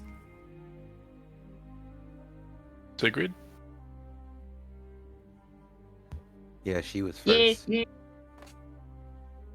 I think we kind of did at the same time. Well, I mean, You you're wanna in first? chat first, so. yeah. Damn it, bitch. Anyways, I think one of my I'm gonna favorite let you I think my favorite part would have to be when I finally get to be nice to Ileana, and there's some character work that I could finally do with like Ottuwei, and like overall, I'm just glad that I can further my Keith, Steve, and Richard supremacy, where I just will turn into that one character that just has a cart of plants that she carries around with her. I love it. So. I love your character. I love the cart. I love the giddy, bubbly goth. I just love it. I love the creativity. It's awesome. It's a breath of fresh air, and your plants are super cute. That's why I'm marrying you. So keep it up, fiance. Awesome. Bianca. Thank you. Bianca. Thank you, Queen. Ottuwei. Hi, I'm Ottuwei. Hi, Ottuwei. Hi, Ottuwei. First off, congratulations, you guys. Just like congratulations. I love you guys so much. So you guys are so cute. I was so happy to see your us. photo. Yeah, you. No, I'm obviously. I mean, I didn't get engaged. I thought you were saying to the group, like, good job to the group. That was next, but I wanted to Thank segue you. off of what We're you excited. said. Well, since you ruined the surprise, you guys did amazing today. Honestly, the freaking wrestling match was fucking phenomenal. I love how in-depth everyone's character is getting. Like, I get excited every time I hear you guys introduce this new aspect of your characters. With the strings and the way you use your strings in there, and the way, you know what I mean, Tank? Yes. The way you are so creative with your stuff is so amazing. I also wanted to just say, dude, I'm like concerned that we're creating a supervillain, because I am like almost for sure Carl's gonna be our final boss.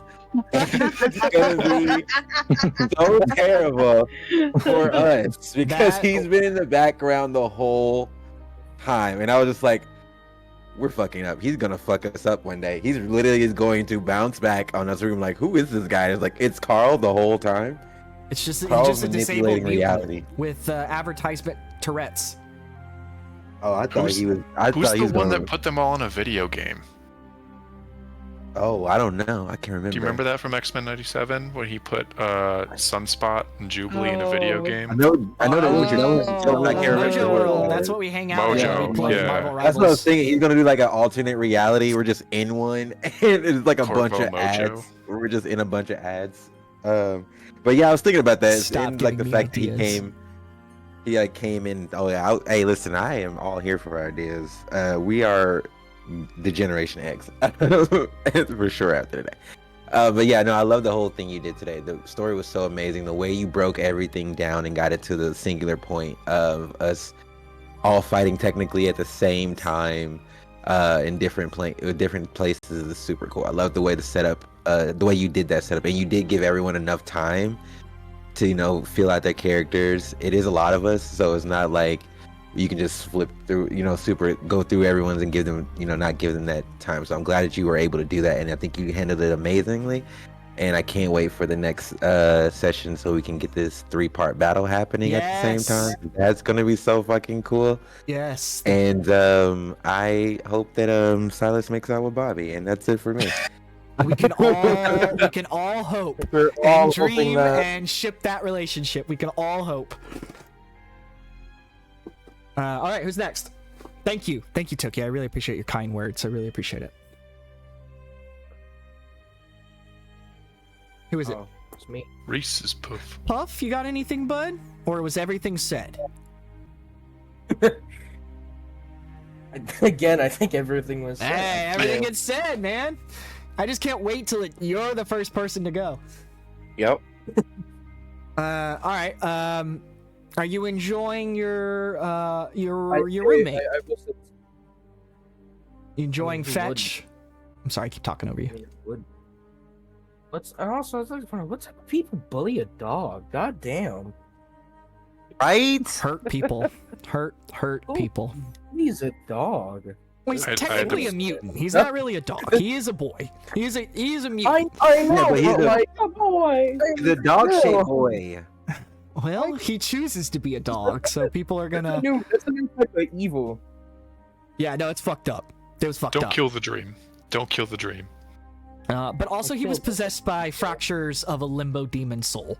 So a little of those feelings were being amplified through demonic forces of hellfire. So, well, fine. If you don't have much to say, then I'll compliment you. Sam, I can't handle that just as well. Sam, what Tokyo said, because I forgot. Yes, dude, you kill it every time with your ability to interact in an RPG. It's amazing. It honestly is, because we all have kind of a little bit experience, just a little bit, not everybody, but like you are just fresh. And it's just really cool. I double down with what Tokyo was saying, how creative you are with your powers. Dude, like, I was surprised when you were like, you were adding to the scene. Like, that's what we need. We need people to take their character and say yes and. So I just want to say, good job, man. You see, and it feels like your voice is getting more comfortable. And doesn't seem as you're searching and you're trying to find what you're trying to say. You're just relaxing into the scene, and I take notice in that. And every week you are getting more comfortable. So I just want to shout out to you, even though you might not feel comfortable saying stuff right now in our group hug. I will raise you up to that level. So good job, bud. I'll put a hand in there to raise him up. If you don't mind. Good job, Sam. I'm proud of you, bud. All right. To a place. Who's after? Is it Alex? The last one, yeah. All right, buddy. Bring it home. Bring her home. So I mean, yeah, like everything has pretty much been said, but I'll just reiterate, I guess. A lot of the stuff that, one, I mean, narrative was top tier. Like you would have shared the scrolling on your Instagram story of some of the script and the writing for today, and it was very evident that you put a lot of work into building scenes. Like, I love how, I mean, I can't imagine GMing for 6 people is all that easy. Not to mention all the side characters you have to do, but giving us each our own individual kind of scenes, or like co-oping scenes with other characters, and a lot of, like I said, just solid narrative, really fun. I will probably end game IRL if this is another failed relationship. There was in the stream chat, not like the Twitch chat, but in our other chat, they were shipping #Sabi. Sabi. Or Siceman. Oh, okay. I was like, oh, it's Sick like, Iceman. Okay. Sick Iceman. Okay. That's so amazing. Beautiful. Thank you, Alex. No, I can't guarantee anything. I will say that I'm very aware that you've been hit twice with that. With that. It's like baseball, Colin. This is baseball. Three strikes is a lot. 3 strikes, you're out. I am very aware of the 3-strike rule in writing, so I get it. Well, if you hit him with the ball twice in baseball, that's when he charges the mound and beats the shit out of you. Just so you know, like you can't do it twice in a row. I'm going to break the fourth wall. That's going to be my new mutation. Is I'm going to break the fourth wall and come after the GM. You just see him get tackled like on camera. You disappear. You come in and tackle him. All right. Any more comments? Oh yeah, we had chat. I got you, Myers. Thank you so much, Myers, for hanging out with us all night, man. I really appreciate you. You are holding down this community. As all these people are my friends, well, as I'm meeting all these people, so they are kind of part of the community. You are the one person who goes on my YouTube channel, you comment, you watch the YouTubes, and that means the world to me. And I would take a fucking bullet for you, Myers. And Myers, I don't even know. There's another person that comments on the YouTube, and it's another Myers account. So if you went and made 2 accounts, God bless you, child. God bless you. Whoever you are, wherever you are, if you're my family, wow.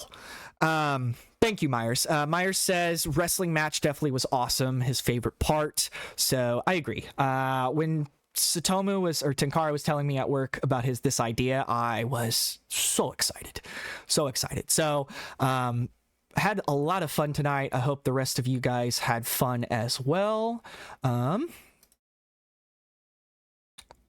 True Believers, I think that's going to wrap it up for us.